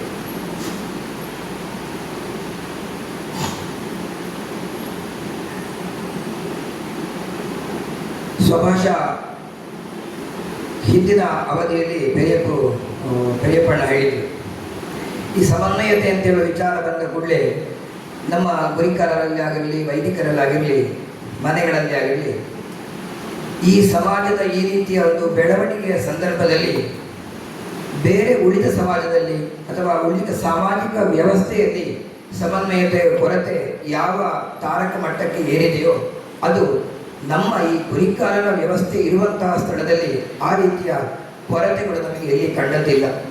ಉದಾಹರಣೆಗೆ ಒಂದು ವೈದಿಕ ಕಾರ್ಯಕ್ರಮದಲ್ಲಿ ಒಬ್ಬರು ವೈದಿಕರು ಎದ್ದು ಹೋಗುವಂಥದ್ದು, ಅಥವಾ ಒಂದು ಗುರಿಕಾರರು ಆ ಕಾರ್ಯಕ್ರಮದಲ್ಲಿ ವೈದಿಕರಿಗೆ ಗುರಿಕಾರರಿಗೆ ಮನೆಯವರಿಗೆ ಮಾತು ಬಂದು ಹೊಂದಾಣಿಕೆಯ ಅವಕಾಶಗಳು ಆಗದೆ ಎದ್ದು ಹೋಗುವಂಥದ್ದು, ಈ ಥರ ಪ್ರಕ್ರಿಯೆಗಳು ನಮ್ಮ ಊರಿನಲ್ಲಿ ಅಥವಾ ಇಲ್ಲಿಯೂ ಸಹ ನಮಗೆ ಎಲ್ಲೂ ಕಂಡಿರಲಿಕ್ಕಿಲ್ಲ ಅಂತ ಹೇಳುವ ಭಾವನೆಯನ್ನು ನಾನು ವ್ಯಕ್ತಪಡಿಸ್ತೇನೆ. ಆದರೂ ಸಹ ಈ ಕಾರ್ಯಕ್ರಮಗಳನ್ನು ಶ್ರೀ ಸಂಸ್ಥಾನ ನಮಗೆ ಯಾಕೆ ಕೊಡ್ತಾ ಇದೆ ಅಂತ ಹೇಳಿದರೆ ಅವರ ದಿವ್ಯ ದೃಷ್ಟಿಗೆ ಅದು ಕಾಣ್ತಾ ಉಂಟು. ಯಾಕಂತ ಹೇಳಿದರೆ ನಮ್ಮ ಈ ಸಮನ್ವಯತೆ ಇರಬೇಕು ಅಂತಾದರೆ ಒಂದು ಸಮೂಹದಲ್ಲಿ ಅದಕ್ಕೆ ಸಂಬಂಧಪಟ್ಟಂತಹ ಕ್ರಿಯೆಗಳಿರಬೇಕು. ಒಬ್ಬನಿಗೆ ಮಾತುಕತೆ, ಒಬ್ಬನಿಗೆ ಪರಸ್ಪರ ಸಹಕಾರಗಳು ಇದು ಕಡಿಮೆ ಆಗ್ತಾ ಬಂತು ಅಂತಾದರೆ ಮುಂದಿನ ಹಂತದಲ್ಲಿ ಈ ಸಮನ್ವಯತೆಯ ಕೊರತೆಗಳು ಆಗಿ ಧರ್ಮಗ್ಲಾನಿಯಾಗುವಂತಹ ಅವಕಾಶಗಳು ಇವೆ ಎಂಬುದನ್ನು ಕಲ್ಪಿಸಿಕೊಟ್ಟು ಧಾರ್ಮಿಕ ಕಾರ್ಯಕ್ರಮದಲ್ಲಿ ಗುರಿಕಾರರಿಗೆ ವಿಶೇಷವಾದಂತಹ ಸ್ಥಾನಮಾನವನ್ನು, ಜವಾಬ್ದಾರಿಯನ್ನು ಸಹ ನಮ್ಮ ಮಠದಿಂದ ನಿರ್ದೇಶಿಸಲ್ಪಟ್ಟಿದೆ. ವೈದಿಕ ಕಾರ್ಯಕ್ರಮ ನಡೆಯುವಂತಹ ಸಂದರ್ಭದಲ್ಲಿ ಆ ವೈದಿಕ ಸಭೆಗೆ ಆ ವೈದಿಕ ಕಾರ್ಯಕ್ರಮವನ್ನು ವ್ಯವಸ್ಥಿತವಾಗಿ ನಡೆಸಿಕೊಂಡು ಮಾರ್ಗದರ್ಶನವನ್ನು ಕೊಡುವಂತಹ ವ್ಯವಸ್ಥೆ, ಪ್ರಧಾನ ವ್ಯವಸ್ಥೆ ಇರುವಂಥದ್ದು ಶ್ರೀ ಗುರುಗಳಲ್ಲಿ. ತದನಂತರದ ಅವಕಾಶ ಇರುವಂಥದ್ದು ಅವರವರ ಕುಲಪುರೋಹಿತರು. ನಮಗೆ ಒಂಥವರು ಕುಲಪುರೋಹಿತರು ಅಂತ ಇದ್ದಾರೆ. ಅವರು ನಮಗೆ ಗುರುಗಳ ಅನುಪಸ್ಥಿತಿಯಲ್ಲಿ ನಮಗೆ ಶಾಂತಿ ಕರ್ಮಗಳು, ಸಂಸ್ಕಾರ ಕರ್ಮಗಳ ಬಗ್ಗೆ ಸರಿಯಾದ ಮಾಹಿತಿಯನ್ನು ಕೊಟ್ಟು ಆ ವೈದಿಕ ಕ್ರಿಯಾಗಳನ್ನು ಮಾಡಿಸ್ತಾರೆ. ಗುರಿಕಾರರಿಗೆ ಅಲ್ಲಿ ಏನು ಸ್ಥಾನ? ಗುರಿಕಾರರಿಗೆ ಆ ಕಾರ್ಯಕ್ರಮದಲ್ಲಿ ವೈದಿಕರ ನಂತರದ ಸ್ಥಾನ ಗುರಿಕಾರರಿಗಾಗಿರ್ತದೆ. ಈ ಊರಿನಲ್ಲಿ ಯಾವ ಥರ ಕ್ರಮ ಉಂಟು ನನಗೆ ಗೊತ್ತಿಲ್ಲ. ಆ ಕಾರ್ಯಕ್ರಮದಲ್ಲಿ ಗುರಿಕಾರರು ಭಾಗವಹಿಸ್ತಾರೆ. ಗುರಿಕಾರರಿಗೆ ಆ ಕಾರ್ಯಕ್ರಮ ಶಾಸ್ತ್ರ ವಿಹಿತವಾಗಿಯೇ ನಡೆಯುವಂತೆ ನೋಡಿಕೊಳ್ಳುವಂಥದ್ದು. ಆ ಕಾರ್ಯಕ್ರಮದಲ್ಲಿ ಯಾವುದೇ ರೀತಿಯ ಒಂದು ಸೌಹಾರ್ದತೆಗೆ ಕೊರತೆ ಆಗದೆ ಅಚ್ಚುಕಟ್ಟಾಗಿ ಆ ಕಾರ್ಯಕ್ರಮ ನಡೆಯುವಂತೆ ನೋಡಿಕೊಳ್ಳುವಂತಹ ಜವಾಬ್ದಾರಿ ಗುರಿಕಾರನದ್ದಾಗಿರ್ತದೆ. ಯಾಕೆ ಒಂದು ಈ ಧಾರ್ಮಿಕ ಕಾರ್ಯಕ್ರಮದಲ್ಲಿ, ಈ ಶಿಷ್ಯರು ಮಾಡುವಂತಹ ಧಾರ್ಮಿಕ ಕಾರ್ಯಕ್ರಮದಲ್ಲಿ ಪುರೋಹಿತರು ಮಾತ್ರ ಇದ್ದರೆ ಸಾಕಲ್ಲ, ಗುರಿಕಾರರಿಗೂ ಯಾಕೆ? ಈಗಾಗಲೇ ಬೇಕಾಷ್ಟು ಜವಾಬ್ದಾರಿಗಳು ಉಂಟು ಗುರಿಕಾರರಿಗೆ, ಸಾಮಾಜಿಕವಾದಂತಹ ನೆಲೆಗಟ್ಟು. ವೈದಿಕ ಕಾರ್ಯಕ್ರಮದಲ್ಲಿ ಯಾಕೆ ಇಷ್ಟು ಒತ್ತಡ? ಯಾಕಂತ ಹೇಳಿದರೆ ಅದೊಂದು ವಿಶೇಷವಾದಂತಹ ಧಾರ್ಮಿಕ ಕಾರ್ಯಕ್ರಮದ ವಿಚಾರಗಳೇ ಹಾಗೆ. ಅದು ಒಂದು ಅಲೌಕಿಕವಾದಂತಹ ಲೌಕಿಕವಾದಂತಹ ಸಮಸ್ಯೆಗಳನ್ನು ಅಲೌಕಿಕವಾದಂತಹ ರೀತಿಯಲ್ಲಿ ಪರಿಹಾರ ಮಾಡುವಂತಹ ವ್ಯವಸ್ಥೆ. ಅದು ಎಲ್ಲ ವೇದ ಮೂಲಕವಾಗಿದ್ದು. ವೇದ ಅಂದರೆ ಏನು? ಇಷ್ಟ ಪ್ರಾಪ್ತಿ ಅನಿಷ್ಟ ಪರಿಹಾರಯೋ ವೇದಗಿತಿ ಸವೇಕ, ಅಲೌಕಿಕ ಉಪಾಯ ವೇದಗಿತಿ ಸವೇಕ. ಇಷ್ಟ ಪ್ರಾಪ್ತಿ ಅನಿಷ್ಟ ಪರಿಹಾರವನ್ನು ನಮಗೆ ಅಲೌಕಿಕವಾದಂತಹ ರೂಪದಲ್ಲಿ ಮಾರ್ಗದರ್ಶನ ಮಾಡುವಂಥದ್ದು ಅದು ವೇದ. ಅದರಿಂದ ಬಂದಂತಹ ಧಾರ್ಮಿಕ ಕಾರ್ಯಕ್ರಮಗಳು, ಆ ಧಾರ್ಮಿಕ ಕಾರ್ಯಕ್ರಮಗಳು ಸಹ ಅದರಿಂದ ಬರುವಂತಹ ಏನು ನಮ್ಮ ಶಾಂತಿಯಲ್ಲಿ, ಪೌಷ್ಟಿಕ ಕರ್ಮಗಳಿರಲಿ, ಅದರಿಂದ ಬರುವಂತಹ ಫಲಗಳು ನಮ್ಮ ಕಣ್ಣಿಗೆ ಗೋಚರಿಸುವಂಥದ್ದಲ್ಲ. ಈ ಒಬ್ಬರಿಗೆ ಜ್ವರ ಬಂದಿದೆ, ಅದಕ್ಕೆ ನಾವೊಂದು ಔಷಧಿಯನ್ನು ಕೊಡ್ಬೋದು. ಅದು ಸ್ವಲ್ಪ ಪ್ರಮಾಣ ಜಾಸ್ತಿ ಆದರೆ ಅವನಿಗೆ ಅಲ್ಲೇ ಹೇಳಲಿಕ್ಕೆ ಸಾಧ್ಯ ಇಲ್ಲ. ಕಡಿಮೆ ಆದರೆ ಜ್ವರ ಕಡಿಮೆ ಆಗಲಿಕ್ಕಿಲ್ಲ. ಒಂದು ಇಂಜೆಕ್ಷನ್ ಕೊಡುವಂಥ ಸಂದರ್ಭದಲ್ಲಿ ಅದು ಅವನಿಗೆ ವ್ಯತಿರಿಕ್ತವಾದ ಪರಿಣಾಮವನ್ನು ಬೀರುತ್ತದೆ ಇಲ್ವ ಅಂತ ಮೊದಲೇ ನೋಡಿಕೊಂಡು ಚುಚ್ಚುಮದ್ದು ಕೊಡ್ತಾರೆ. ಆದರೆ ಈ ಹೋಮ ಹವನಾದಿಗಳನ್ನು ಆ ಥರ ಮಾಡಲಿಕ್ಕೆ ಸಾಧ್ಯ ಇಲ್ಲ. ಹೋಮ ಹವನ ಮಾಡುವಂಥ ಸಂದರ್ಭದಲ್ಲಿ ಆ ಕರ್ಮ ಆರಂಭವಾಗಿ ಕರ್ಮ ಮುಕ್ತಾಯ ಆಗುವಲ್ಲಿವರೆಗೆ ಆ ಕರ್ಮ ನಾವು ನಮ್ಮ ಆ ಕರ್ಮ ನಮ್ಮ ಕೈಯಲ್ಲಿರ್ತದೆ. ನಾವು ಅದಕ್ಕೆ ಹಸಿ ಸಮೇತನ್ನು ಹಾಕಿದರೂ ಅದು ಹುಟ್ಟಾಗ್ತದೆ, ಒಣಗಿದ ಸಮೇತನ್ನು ಹಾಕಿದರೂ ಹುಟ್ಟಾಗ್ತದೆ.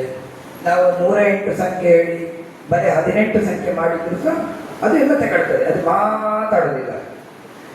ಕರ್ಮ ಅಂತ ಆಗಿ ವೈದಿಕ ಮಂತ್ರಾಕ್ಷತೆ ಆದ ನಂತರ ಅದರಿಂದ ಬರುವಂತಹ ಫಲಗಳು ಉಂಟಲ್ಲ, ತದನಂತರ ಆ ಕರ್ಮದ ಫಲ ನಮ್ಮ ಕಡೆಯಲ್ಲಿರುವುದಿಲ್ಲ. ಅದು ಆ ಭಗವಂತ ಕೊಡುವ ಫಲಗಳನ್ನು ನಾವು ಅನುಭವಿಸಲೇಬೇಕಾಗ್ತದೆ. ಒಂದು ಕರ್ಮದ ಏನು ಪುಣ್ಯ ಫಲ ಏನುಂಟು, ಅದೇ ಕರ್ಮ ಭ್ರಷ್ಟವಾದರೆ ಅದರಿಂದ ಬರುವಂತಹ ಪಾಪ ಫಲ ಪುಣ್ಯ ಫಲದ 100 ಭಾಗ ಹೆಚ್ಚು ಪಾಪ ಫಲ ಬರುವಂತಹ ಅವಕಾಶಗಳಿರ್ತದೆ. ಅದು ನಮಗೆ ಗೊತ್ತುಂಟ ಇಲ್ವೋ, ಆದರೆ ಗುರುಗಳಿಗೆ ಗೊತ್ತುಂಟು. ಅಥವಾ ಸಂಘಟನೆ ಜವಾಬ್ದಾರಿ ಹೊತ್ತ ನಾವೇನಿದ್ದೇವೆ ಮತ್ತು ಗುರಿಕಾರರ ಸಮನ್ವಯ ಹೇಗಿರಬೇಕು, ಮುಂದಿನ ದಿನಗಳಲ್ಲಿ ನಮ್ಮ ಮಠದ ಕಾರ್ಯ ಹೇಗೆ ಮುಂದೆ ಹೋಗಬೇಕು ಅಂತ ಹೇಳೋದು ಶ್ರೀ ಹರಿಪ್ರಸಾದ್ ಪಿರಿಯಪ್ಪ ಅವರು ತಿಳಿಸ್ಕೊಳ್ತಾರೆ, ಮಹಾಮಂಡಲದ ಅಧ್ಯಕ್ಷರು.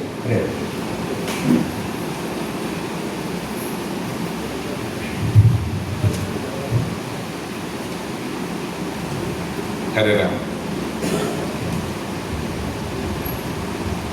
ಪರಮ ಪೂಜ್ಯ ಕುಲಗುರುಗಳಿಗೆ, ಗುರು ಪರಂಪರೆಗೆ, ಶ್ರೀಕರಾಚಿತ ದೇವತಾ ಸನ್ನಿಧಿಗೆ, ಈ ಸೀಮೆಯ ಈ ಕ್ಷೇತ್ರದ ದೇವರಿಗೆ, ಇಲ್ಲಿ ದಿವ್ಯ ಸಾನ್ನಿಧ್ಯ ಅನುಗ್ರಹಿಸಿದಂತಹ ಪ್ರಕಟ ರೂಪದಲ್ಲಿ ಕಾಣುವಂತಹ ಶ್ರೀ ಮಹಾಗಣಪತಿ ಬ್ರಹ್ಮಲಿಂಗೇಶ್ವರ ಹಾಗೆ ನಾಗನ ಸನ್ನಿಧಿಗಳಿಗೆ ಪಡಂಬಟ್ಟು ಸಭೆಯ ಸಭಾಧ್ಯಕ್ಷರು, ಈ ಮಂಡಲದ ಗುರಿಕಾರರು, ನಮ್ಮ ಸನ್ಮಿತ್ರರು ಆಗಿರುವಂತಹ ಉದಯ್ ಕುಮಾರ್ ಖಂಡಿಗೆ ಅವರಿಗೆ, ಹಾಗೆ ಮಂಡಲದ ಅಧ್ಯಕ್ಷರು, ಮಂಡಲದ ಕಾರ್ಯದರ್ಶಿಗಳು, ಉಪಾಧ್ಯಕ್ಷರು ಹಾಗೆ ಪದಾಧಿಕಾರಿಗಳು, ನನ್ನ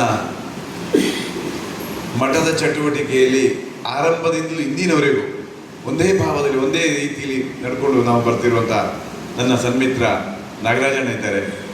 ಅವರಿಗೆ ಒಂದು ಮಾತು ನಾನು ನೇರ ಮಾತಾಡಲಿಲ್ಲ, ಅವರು ನಮ್ಮ ಮಂಡಲದವ್ರ ಹತ್ರ ಮಾತ್ರ ಹೇಳಿತ್ತು, ಬನ್ನಿ ಒಂದು ಈ ಸಭೆಯ ಒಳಗೆ ಇರಬೇಕು ಅಂತ. ಅವರು ಈ ಸಭೆಯಲ್ಲಿ ಕೂತಿದ್ದೇ ನಮಗೆ ಶೋಭೆ.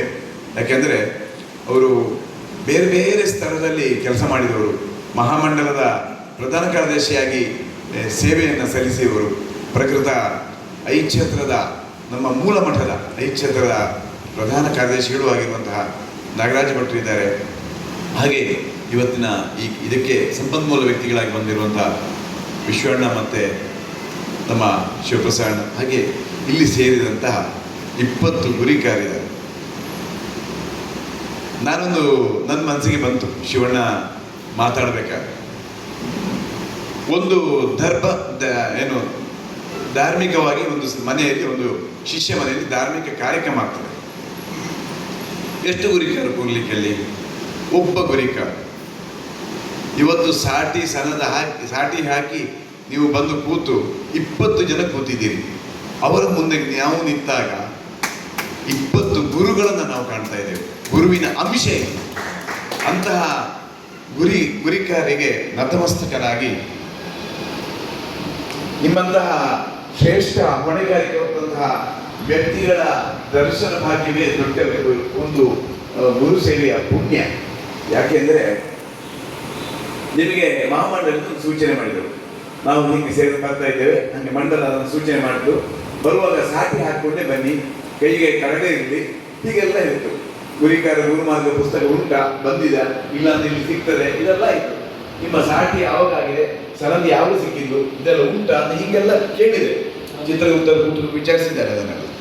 ಹಾಗಾಗಿ ವಿಚಾರಿಸಿದಾಗ ನೀವು ಅದನ್ನು ಯಾವುದನ್ನು ಚಾಚು ತಪ್ಪದೆ ಅದಕ್ಕೆ ಚರ್ಚೆ ಮಾಡದೆ ನೀವು ಬಂದು ಇಲ್ಲಿ ಕೂತಿದ್ದೀರಲ್ಲ, ಅದು ಯಾಕೆ ಅಂದರೆ ಈ ಸಾಟಿಲಿರುವ ಚಿನ್ನದ ಮುದ್ರೆ ನಿಮ್ಮ ಮಾತ್ರ ಹೆಗಲ್ನಲ್ಲಿರುವುದೀಗ.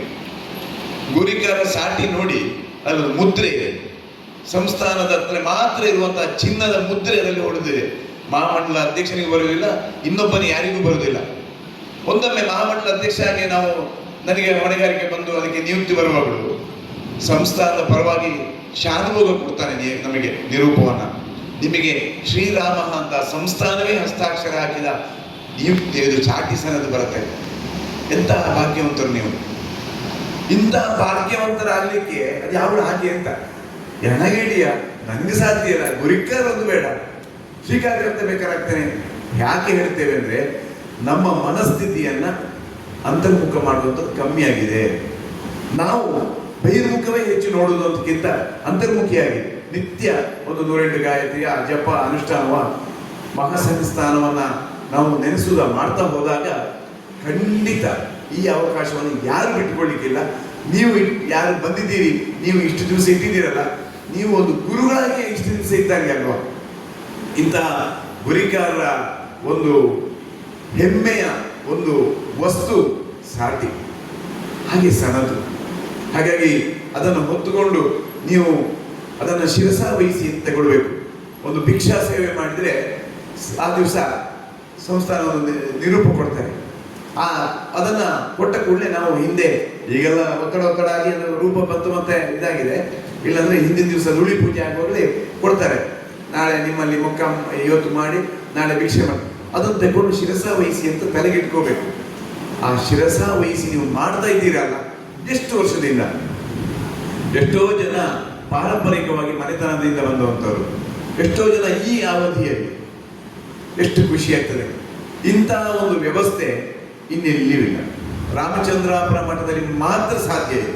ಅಂತಹ ಒಂದು ಹೊಣೆಗಾರಿಕೆ ಹೊತ್ತಂತಹ ಗುರಿಕಾರಿಗೆ ಸಾತುಕೊಳ್ಳಿಕ್ಕೆ ವಲಯ ಮಂಡಲ ಈ ಸಲ ಮುಂದೆ ನಿಂತಿದೆ. ಇದನ್ನು ತಿಳಿಸಲಿಕ್ಕೆ ಬೇಕಾದ್ರೆ ಮಹಾಮಂಡಲ ಇಲ್ಲಿವರೆಗೆ ಬಂದಿದೆ. ಯಾಕೆಂದ್ರೆ ಈ ಉದಯಣ್ಣ ಹಾಗೆ ಅವರು ಸ್ವಲ್ಪ ನೇರು ನುಡಿಯೋರು ಮಂಡಲ ಗುರಿಕಾರ, ತಮಾಷೆಗೆ ಬೇಜಾರು ಮಾಡಬೇಡಿ. 147 ಜನ 147 ಘಟಕ ಇದೆ. ಸಭೆ ಕರೆದೆವು, ಏನು ಮಾಡಿದ್ರು ಬಂದದ್ದು 27 ಜನ, ಹೀಗಾಯಿತು. ಹಾಗೆ ಮೊನ್ನೆಯ ಒಂದು ನಮ್ಮ ಚಾತುರ್ಮಾಸ ಸಮಯದ ಒಂದು ಗುರಿಕಾರ ಸಭೆಯಲ್ಲೂ ಹಾಗೆ ನಮ್ಮ ಕಡೆಯಿಂದಲೂ ಒಂದು ಆಚರಣಾ ರೂಪ ಸರಿಯಾಗಲಿಲ್ಲ. ನಿಮಗೆಲ್ಲ ಕರೆ ಮಾಡಿ ವ್ಯವಸ್ಥಿತವಾದ ರೂಪಕ್ಕೆ ತರಬೇಕಾಗಿತ್ತು ಗುರಿಕಾರ ಸಮಾವೇಶದ್ದು. ಇದೆಲ್ಲವನ್ನು ಮನಗಂಡು ಮೊದಲಿಗೆ ಮಹಾಮಂಡಲ ಈ ಸಲದಲ್ಲಿ ಯೋಚನೆ ಮಾಡಿದ್ದೆ, ಒಂದು 2-3 ಭೌಗೋಳಿಕ ಪ್ರದೇಶವನ್ನು ಸೇರಿಸಿಕೊಂಡು ವಲಯವನ್ನು ಸೇರಿಸಿಕೊಂಡು ಒಂದು ಗುರಿಕಾರರೊಂದಿಗೆ ಸಂವಾದ, ಒಟ್ಟಿಗೆ ವಲಯ ಮಂಡಲ ಪದಾಧಿಕಾರಿಗಳು ಇದ್ದುಕೊಂಡು ಅಂತ ಇವರು ಮುಂದೆ ವರಿಸಿ ಇದನ್ನು ಮಾಡುವ ಅಂತ ಹೇಳುವಾಗ ನಾವು ಅದಕ್ಕೆ ಒಂದು ಈ ರೀತಿಯ ಸ್ವರೂಪ ಕೊಟ್ಟೆವು. ಇವತ್ತಿಗೆ ಇದು 4ನೇ ಸಭೆ. ನಿನ್ನೆ ಒಂದು ಕೇಪು, ಒಂದು ಬಾಯಾರು ಮಂಗಳೂರು ಮಂಡಲದ್ದೇ, ಆಮೇಲೆ ಇನ್ನೊಂದು ಇವತ್ತು ಬೆಳಿಗ್ಗೆ ಮಂಗಳೂರು ನಂತೂರಿನಲ್ಲಿ, ಇದು ಈಗ 4ನೇದು. 4 ಸಭೆಯಲ್ಲಿ 147 ಘಟಕಕ್ಕೆ ಸಂಬಂಧವಾಗಿ 110 ಜನ ಭಾಗವಹಿಸಿದ್ದೇವೆ. ಇನ್ನು ನಾವು ಯಾರಾದರೂ ಶಿಷ್ಯರ ಮತ್ತೊಬ್ಬರ ಯಾರಾದ್ರೂ ಮಾತಾಡಿ ಒಪ್ಪುವ ವಿಷಯ, ಈಗ 110ನ್ನ 147 ಮಾಡೋದು ಹೇಗೆ ಅನ್ನೋದೇ ನಮ್ಮ ಮುಂದಿನ ಗುರಿ, ಅದು ಬೇರೆ ವಿಷಯ. ಆದರೆ ಇಷ್ಟು ಜನ ಸೇರಿದ ಮೇಲೆ ಇಷ್ಟು ಗುರಿಕಾರ ನಾವು ಸೇರಿ ಆಗಿ ಮಾತಾಡಿ ಸಂವಾದ ಆಗಿ ನಮಗಿರುವ ಒಟ್ಟು ವಿಷಯಗಳನ್ನ ಒಂದು ಮನನ ಮಾಡಿದಾಗ ನಮ್ಮಲ್ಲಿ ಏನು ಬಂತು, ಎಲ್ಲ ವಿಷಯಕ್ಕೂ ಒಂದು ಹೊಂದಾಣಿಕೆಗೆ ಬರ್ತದೆ. ಈ ಕಾರ್ಯಕ್ಕೆ ಇದು ಅಣಿಯಾಗಿದೆ ಅಲ್ಲ, ಮಂಗಳೂರು ಮಂಡಲದ ಸಮಸ್ತ ಜನತೆಗೆ ನಾವು ಮಹಾಮಂಡಲ ಆಭಾರಿಯಾಗಿದ್ದೇವೆ. ಯಾಕೆಂದ್ರೆ ಒಂದು ಸಂಘಟನೆ ಎನ್ನುವುದು ಸುಲಭದ ಮಾತಲ್ಲ. ನಾನು ಮಾತನಾಡುವ ಒಂದು ಅಕ್ಷರ ತಪ್ಪಿದ್ರು ನಾನು ಅಂತಲ್ಲ, ಯಾರೇ ಅದರ ಮೇಲೆ ಬಹಳ ಚರ್ಚೆ ಆಗ್ಬೋದು. ಯಾಕೆಂದ್ರೆ ನಾವು ಹವ್ಯಕರು, ಜ್ಞಾನವಂತರು, ಅಕ್ಷರದ ಮೇಲೆ ತಿಳುವಳಿಕೆ ಇರುವವರು. ಹಾಗಾಗಿ ತಪ್ಪಾಗಿ ಅಕ್ಷರ ಅಲ್ಲಿ ಸೇರಿ ಬಂದರೂ ತಪ್ಪೆ. ಹಾಗಾಗಿ ತಪ್ಪಾಗದಂತೆ ಮಾತಾಡಬೇಕು ಅಂದರೆ ಆ ಪಕ್ವತೆ ಬೇಕು. ಆ ಪಕ್ವತೆಗೆ ಇದೇ ನಮಗೆ ಮೂಲ ಅಂತ ಅನಿಸ್ತದೆ. ಯಾಕೆಂದರೆ ಈ ಥರ ಅಲ್ಲಲ್ಲಿ ಸಭೆ ಮಾಡಿದಾಗ ಪ್ರಾದೇಶಿಕವಾಗಿ ಈಗ ಕುಂದಾಪುರ ಅಥವಾ ಉಡುಪಿಯ ಈ ಪ್ರದೇಶದ 29 ಘಟಕ, 17 ಉಡುಪಿ, 16 ಪ್ಲಸ್ 1 ಇಲ್ಲೇ 16 ಮತ್ತು 11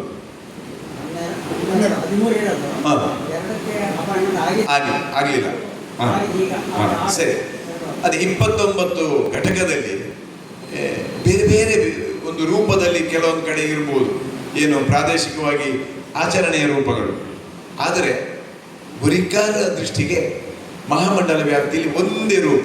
ಯಾಕಂದರೆ ಗುರಿಕಾರ ಗುರುಮಾರ್ಗ ಅನ್ನುವಾಗ ಹಿಂಗೆ ಕೊಟ್ಟಿದೆ. ಸಿದ್ದಾಪುರಕ್ಕೆ ಹೋದರೆ ಇನ್ನೊಂದು ಕಡೆ ಇರ್ತದೆ, ರೂಪ ಇರ್ತದೆ. ಆದರೆ ಎಲ್ಲವೂ ಒಂದು ಸಮಾನ ರೂಪಕ್ಕೆ ಹೋಗಬೇಕು ಮತ್ತು ಒಂದೇ ಕ್ರಮದಲ್ಲಿ ನಡಿಬೇಕು. ಇದರಿಂದ ನಮ್ಮ ಸಮಾಜದ ಏನು ವ್ಯವಸ್ಥೆಯ ಯೋಚನೆಗಳು ಕೆಳಮಟ್ಟದಲ್ಲೂ ಅದೇ ಆಗ್ತದೆ. ಮಹಾಮಂಡಲದವರಿಗೆ ಯೋಜನಾ ರೂಪ ಹೊಂದಿದ್ರೆ ಮಂಡಲದವರ ಹತ್ರ ನಾವು ಈ ಸಲಕ್ಕೆ ವಿಶೇಷವಾಗಿ ಹೇಳಿದ್ದೇವೆ, ನೀವು ಕೂಡ ಮಹಾಮಂಡಲದಿಂದ ಬರುವಂತಹ ಸುತ್ತೋಲೆ ಏನಿದೆ ಅದನ್ನು ಆಧರಿಸಿ ನೀವು ಒಂದು ಸುತ್ತೋಲೆಯನ್ನು ವಲಯಕ್ಕೆ ಕಳಿಸಬೇಕು. ಇದು ಹಿಂದೆ ಒಮ್ಮೆ ಆಗಿದ್ದ ವಿಷಯ, ಈ ಸಲ ಅದನ್ನು ಹಾಕ್ತಾ ಇದ್ದೇವೆ, ಈಗ ಅದನ್ನು ತಿಳಿಸ್ತಾ ಇದ್ದೇವೆ. ಏನು ಅಂದರೆ ಮಹಾಮಂಡಲದ ಸುತ್ತೋಲೆ ಬಂದಿರ್ತದೆ, 10 ಮಂಡಲಕ್ಕೆ ಅನುಸಾರವಾಗಿ ಅದೇ ಇರ್ತದೆ. ಮಂಗಳೂರು ಮಂಡಲದಲ್ಲಿ ಅದನ್ನು ಜಾರಿ ಮಾಡೋದು ಹೇಗೆ ಅನ್ನೋದನ್ನು ಕಾರ್ಯಗತ ಮಾಡಲಿಕ್ಕೆ ಚರ್ಚಿಸಿ ವಲಯದ ಅಧ್ಯಕ್ಷರು ಮಂಡಲದ ಪದಾಧಿಕಾರಿಗಳು ಇದ್ದುಕೊಂಡು ಆ ಚರ್ಚಿಸಿ ಒಂದು ಸುತ್ತೋಲೆಯನ್ನು ಮತ್ತೊಂದು ಮಾಡಿ ಸೇರಿಸಿಕೊಳ್ಳಿ. ಅವಾಗ ಜಾರಿ ರೂಪಕ್ಕೆ ಬರಲಿಕ್ಕೆ ಅನುಕೂಲ, ಮತ್ತೆ ಅದನ್ನು ಪ್ರಶ್ನಿಸಲಿಕ್ಕೆ ಅಂದರೆ ಅದನ್ನು ಕಾರ್ಯಗತ ಮಾಡಲಿಕ್ಕೆ ನಾವು ಸುಲಭ ಆಗ್ತದೆ ಅನ್ನೋದನ್ನು ಮನಗೊಂಡು ಇದು ಒಂದು ಸೂಚನೆಯನ್ನು ಉಮೇಶಣ್ಣ ಮತ್ತು ರಮೇಶಣ್ಣ ಅದನ್ನು ಪರಿಗಣಿಸಬೇಕು ಅನ್ನೋದನ್ನು ಕೇಳ್ಕೊಳ್ತೇವೆ.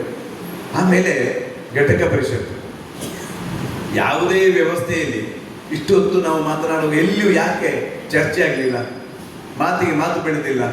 ಯಾಕಂದರೆ ನಾವೆಲ್ಲರೂ ಒಂದೇ ಮನಸ್ಸಿನಿಂದ ಗುರುವಿನ ತತ್ವದ ಅಡಿ ಕೂತವರು, ನಮ್ಮಲ್ಲಿ ಯಾವುದೇ ಮತ್ತೆ ಭಾವ ಇಲ್ಲ, ಭೇದ ಭಾವ ಇಲ್ಲ. ಹಾಗಾಗಿ ನಾವು ಯಾವುದೇ ಚರ್ಚೆ ವಿಪರೀತಕ್ಕೆ ತಾರಕಕ್ಕೆ ಹೋಗುವುದಿಲ್ಲ. ಇಲ್ಲೆಲ್ಲೂ ಇದು ಅಂತಲ್ಲ, ಇಷ್ಟು ವರ್ಷದಲ್ಲಿ ಗುರಿಕಾರರು ಅಥವಾ ಪುರೋಹಿತರ ಕೂತು ಮಾಡಿದ ಆ ಧಾರ್ಮಿಕ ಕಾರ್ಯಕ್ರಮದಲ್ಲಿ ಗಲಾಟೆ ಇತ್ತು, ಅಲ್ಲಿಂದ ಎದ್ದು ಹೋಯಿತು, ಹೀಗೆಲ್ಲ ಆದ ಕ್ರಮವೇ ಕಮ್ಮಿ ಇಲ್ಲ ಹಾಗೆ ಹೇಳ್ಬೋದು. ಯಾಕೆ ಅಂದರೆ ಅದೊಂದು ಹೋಗಬೇಕಾದೊಂದು ನಿಯಮ ಅಂತ ಇದೆ.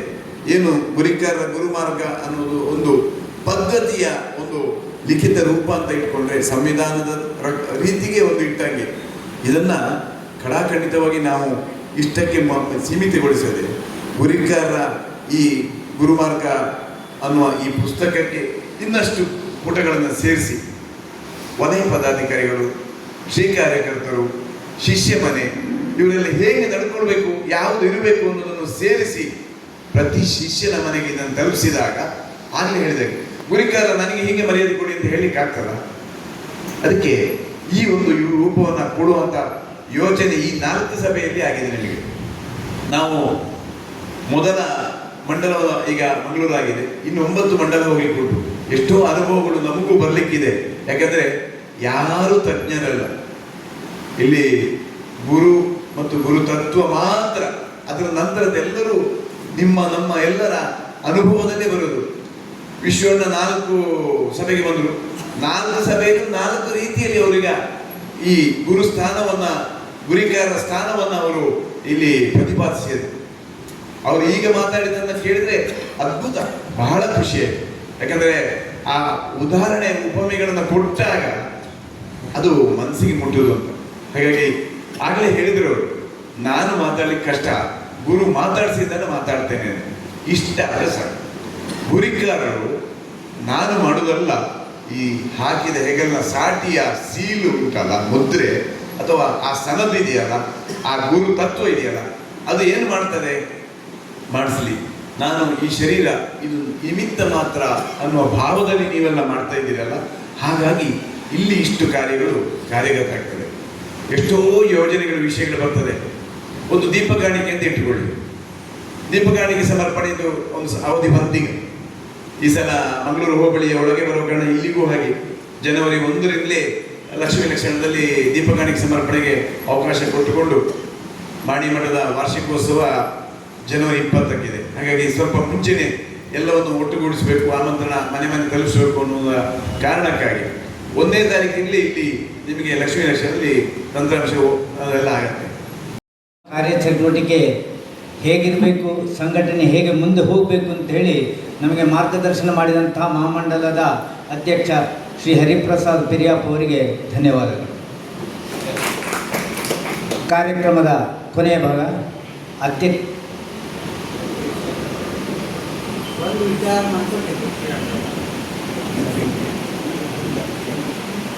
ನಟೇಶ್ ಅವರಿಗೆ ಸಮಯದ ಅಭಾವ ಇಟ್ಟುಕೊಂಡು ನಾವು ಜಾಸ್ತಿ ಪ್ರಶ್ನೆ ತಗೊಳ್ಳೋದಿಲ್ಲ ಇವತ್ತು, ಯಾಕೆಂತ ಹೇಳಿದ್ರೆ ಗುರುತಾ ಉಂಟು. ನನ್ನ ಮನಸ್ಸಲ್ಲಿ ಇರೋ ವಿಚಾರ ಏನಂದರೆ, ನಾನು ಈಗ ತುಂಬ ವರ್ಷದಿಂದ ಉಡುಪಿ ಮಠದ ಸಂಪರ್ಕದಲ್ಲಿರೋದು. ಉಡುಪಿ ಮಠಗಳಲ್ಲಿ ಅವರ ಒಂದು ಆರ್ಥಿಕ ಸ್ವಾವಲಂಬನೆಗೆ, ಉದಾಹರಣೆಗೆ ಪೇಜಾವರ ಮಠ ತಗೊಂಡ್ರೆ ಎಲ್ಲ ತೀರ್ಥಕ್ಷೇತ್ರಗಳಲ್ಲಿಯೂ ಪೇಜಾವರ ಮಠದ ಒಂದೊಂದು ಏನು ಶಾಖೆ ಇದೆ.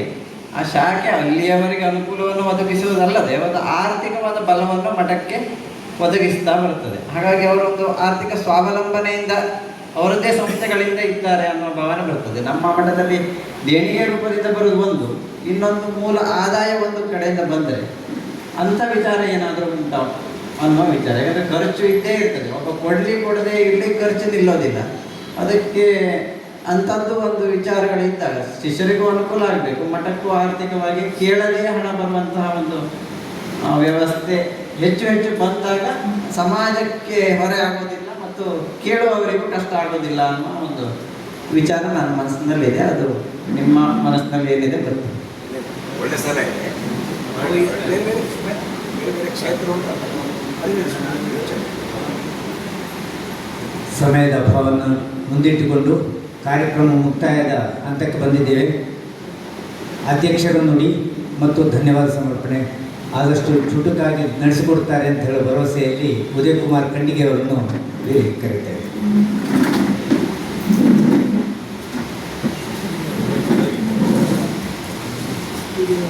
ಹರೇ ರಾಮ. ಶ್ರೀ ಗುರುಭ್ಯೋ ನಮಃ. ಅಖಂಡಮಂಡಲಾಕಾರಂ ವ್ಯಾಪ್ತಿ ಏನ ಚರಾಚರಂ ತತ್ತದಂ ದರ್ಶಿತಂ ಏನ ತತ್ತಿ ಶ್ರೀ. ಈ ಕ್ಷೇತ್ರದ ಸಾನ್ನಿಧ್ಯವಾಗಿರತಕ್ಕಂತಹ ಶ್ರೀ ಮಹಾಗಣಪತಿ ದೇವರನ್ನು, ಶ್ರೀ ಬ್ರಹ್ಮಲಿಂಗೇಶ್ವರ ದೇವರನ್ನು, ಪರಿವಾರ ದೇವತೆಗಳನ್ನು ಸ್ಮರಿಸಿಕೊಂಡು ಎರಡು ಮೂರು ನಿಮಿಷದಷ್ಟಲ್ಲಿ ಮುಗಿಸಿಬಿಡ್ತೇನೆ. ನಾನು ಅಧ್ಯಕ್ಷರು ಅಂತೇಳಿ ನಾನು ಭಾಷಣ ಮಾಡುವವಲ್ಲ, ಏನಾದರೂ ಎರಡು ಸದಾ ನುಡಿಗಳನ್ನು ನಿಮ್ಮ ಮುಂದೆ ಆಡ್ತೇನೆ ಅಷ್ಟೇ.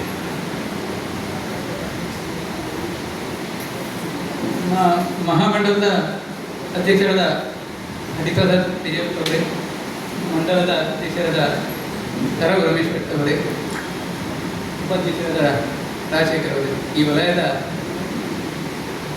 ಅಧ್ಯಕ್ಷರಿದ್ದೀರಿ. ಹಾಗೆ ನಮ್ಮ ನಾಗರಾಜ್ ಭಟ್ರು ಇದ್ದಾರೆ. ಈ ಒಂದು ಕಾರ್ಯಕ್ರಮದ ಸಂಪನ್ಮೂಲ ವ್ಯಕ್ತಿಗಳಾಗಿ ಬಹಳ ಸೊಗಸಾಗಿ ನಮಗೆ ಮನ ಮುಟ್ಟುವಂತೆ ಮತ್ತೊಮ್ಮೆ ಕೇಳಿಸಬೇಕು ಅಂತೇಳಿ ಹೇಳುವಂತಹ ಒಂದು ಮಾತನ್ನು ಆಡಿ ನಮ್ಮ ಒಂದು ಗುರು ಭಕ್ತಿಯನ್ನು ಎಬ್ಬಿಸಿದಂತಹ ಒಂದನೇ ಗುರು ಶಿಕ್ಷಣ ತಜ್ಞರು ಒಂದನೇ ವಿಶ್ವೇಶ್ವರ ಭಟ್ರು ಅವರೇ, ಹಾಗೆ ಇಲ್ಲಿ ಸೇರಿರ್ತಕ್ಕಂತಹ ಎಲ್ಲ ಗುರಿಕಾರ್ ಮತ್ತು ವಲಯದ ಇತರ ಪದಾಧಿಕಾರಿಗಳು. ನಾವು ಇಲ್ಲಿ ಯಾರು ಹೆಚ್ಚು ಅಲ್ಲ, ಯಾರು ಕಡಿಮೆ ಅಲ್ಲ. ನಮ್ಮ ಗುರುಗಳು ಏನು ಯೋಜನೆ ಹಾಕಿದ್ರು ಅಂತ ಹೇಳಿದರೆ 2009ರಲ್ಲಿ ಎಲ್ಲ ವ್ಯವಸ್ಥೆಯನ್ನು ಒಮ್ಮೆ ವಿಸರ್ಜಿಸಿ 2010ರಲ್ಲಿ ಮತ್ತೆ ಪುನರ್ನಿರ್ಮಿಸಿದ್ರು. ಮೊದಲಿನ ಗುರಿಕಾರ್ತಿಗೆಯಲ್ಲಿ ಹೇಗಿತ್ತು ಅಂತ ಹೇಳಿದರೆ 50 ಮನೆಗೆ, 75 ಮನೆಗೆ, 150 ಮನೆಗೆ ಒಬ್ಬ ಗುರಿಕಾರ ಇದ್ದ, 5 ಮನೆಗೆ, 10 ಮನೆಗೆ ಒಬ್ಬ ಗುರಿಕಾರ ಇದ್ದ. ಅದು ಹಾಗಾಗಬಾರದು, ಒಂದು ಸಮಾನತೆ ಬೇಕು. ಬರೀ ಗುರಿಕಾರರು ಒಂದೇ ಅಂತೇಳಿ ಹೇಳಿದರೆ ಸಾಕು, ಜವಾಬ್ದಾರಿಯಲ್ಲೂ ಸಮಾನತೆ, ಕೆಲಸದಲ್ಲಿಯೂ ಸಮಾನತೆ, ಇದೆಲ್ಲ ಮನಸ್ಸಲ್ಲಿಟ್ಟುಕೊಂಡು 25 ಮನೆಗೆ ಒಂದು ಘಟಕ ಅಂತ ಒಂದು 12 ಘಟಕ ಸೇರಿ ಒಂದು ವಲಯ, 10, 12 ಅಥವಾ ಇನ್ನು ಸ್ವಲ್ಪ ಹೆಚ್ಚು ಇರ್ಬೋದು. ಕೆಲವು ನಿಮ್ಮ ವೃತ್ತಿಯಲ್ಲಿ ಸ್ವಲ್ಪ ಹೆಚ್ಚು ಘಟಕಗಳುಂಟು ವಲಯ. ಹಾಗಿದ್ದ ಒಂದು ವಲಯ. ಹಾಗೆ ಇಂಥ ಒಂದು 10, 12 ವಲಯಗಳು ಸೇರಿ ಒಂದು ಮಂಡಲ, ಹಾಗೆ 10 ಮಂಡಲಗಳು ಸೇರಿ ಒಂದು ಮಹಾಮಂಡಲ. ಇದರ ತುದಿಯಲ್ಲಿ ಕಲಶ ಇಟ್ಟಾಗೆ ನಮ್ಮ ಗುರುಗಳಿರುವಂಥದ್ದು. ಅಲ್ಲಿಂದ ನಮಗೆ ಅವರು ಮಾರ್ಗದರ್ಶನ ಮಾಡ್ತಾ ಇರುವಂಥದ್ದು. ಇಂಥ ಸಂದರ್ಭದಲ್ಲಿ ನಮಗೆ ನಾವು ಏನೂ ಅಲ್ಲ, ನಾವು ಒಂದೇ ಒಂದು ಮಾಡಬೇಕಾದೇನು ಅಂತ ಹೇಳಿದರೆ, ನಮಗೇನು ಮಠದಿಂದ ಸೂಚನೆಗಳು ಬರ್ತದೆ, ಅದನ್ನು ನಾವು ಮಾಡಬೇಕು. ಅದನ್ನು ಮಾಡಲಿಕ್ಕೆ ಗುರಿಕಾರಿಗೆ ಕಷ್ಟ ಆಗ್ತದೆ ಅಂತೇಳಿ ಬಹಳ ಇದುಂಟು, ಹೊರಗುಂಟು, ಕಷ್ಟ ಆಗ್ತದೆ. ಆದರೆ ನಮ್ಮ ಗುರುಗಳು ಹೇಳಿದ ರೀತಿಯಲ್ಲಿ ಅಥವಾ ನಮ್ಮ ಮಹಾಮಂಡಲ ಹೇಳಿದ ರೀತಿಯಲ್ಲಿ ನಾವು ಅದಕ್ಕೆ ತಯಾರಾಗಲಿಲ್ಲ. ನಾವು ಘಟಕ ಸಮಿತಿ ನೇಮಿಸಬೇಕು. ಆವಾಗ ಗುರಿಕಾರರಿಗೆ ಕೆಲಸ ಹಗುರಾಗುತ್ತದೆ. ನಾವು ಆ ಕೆಲಸವನ್ನು ಮಾಡಲಿಲ್ಲ, ಮಾಡಿದ್ದು ಪೂರ್ತಿ ಅದು ಸರಿಯಾಗಲಿಲ್ಲ. ಏನು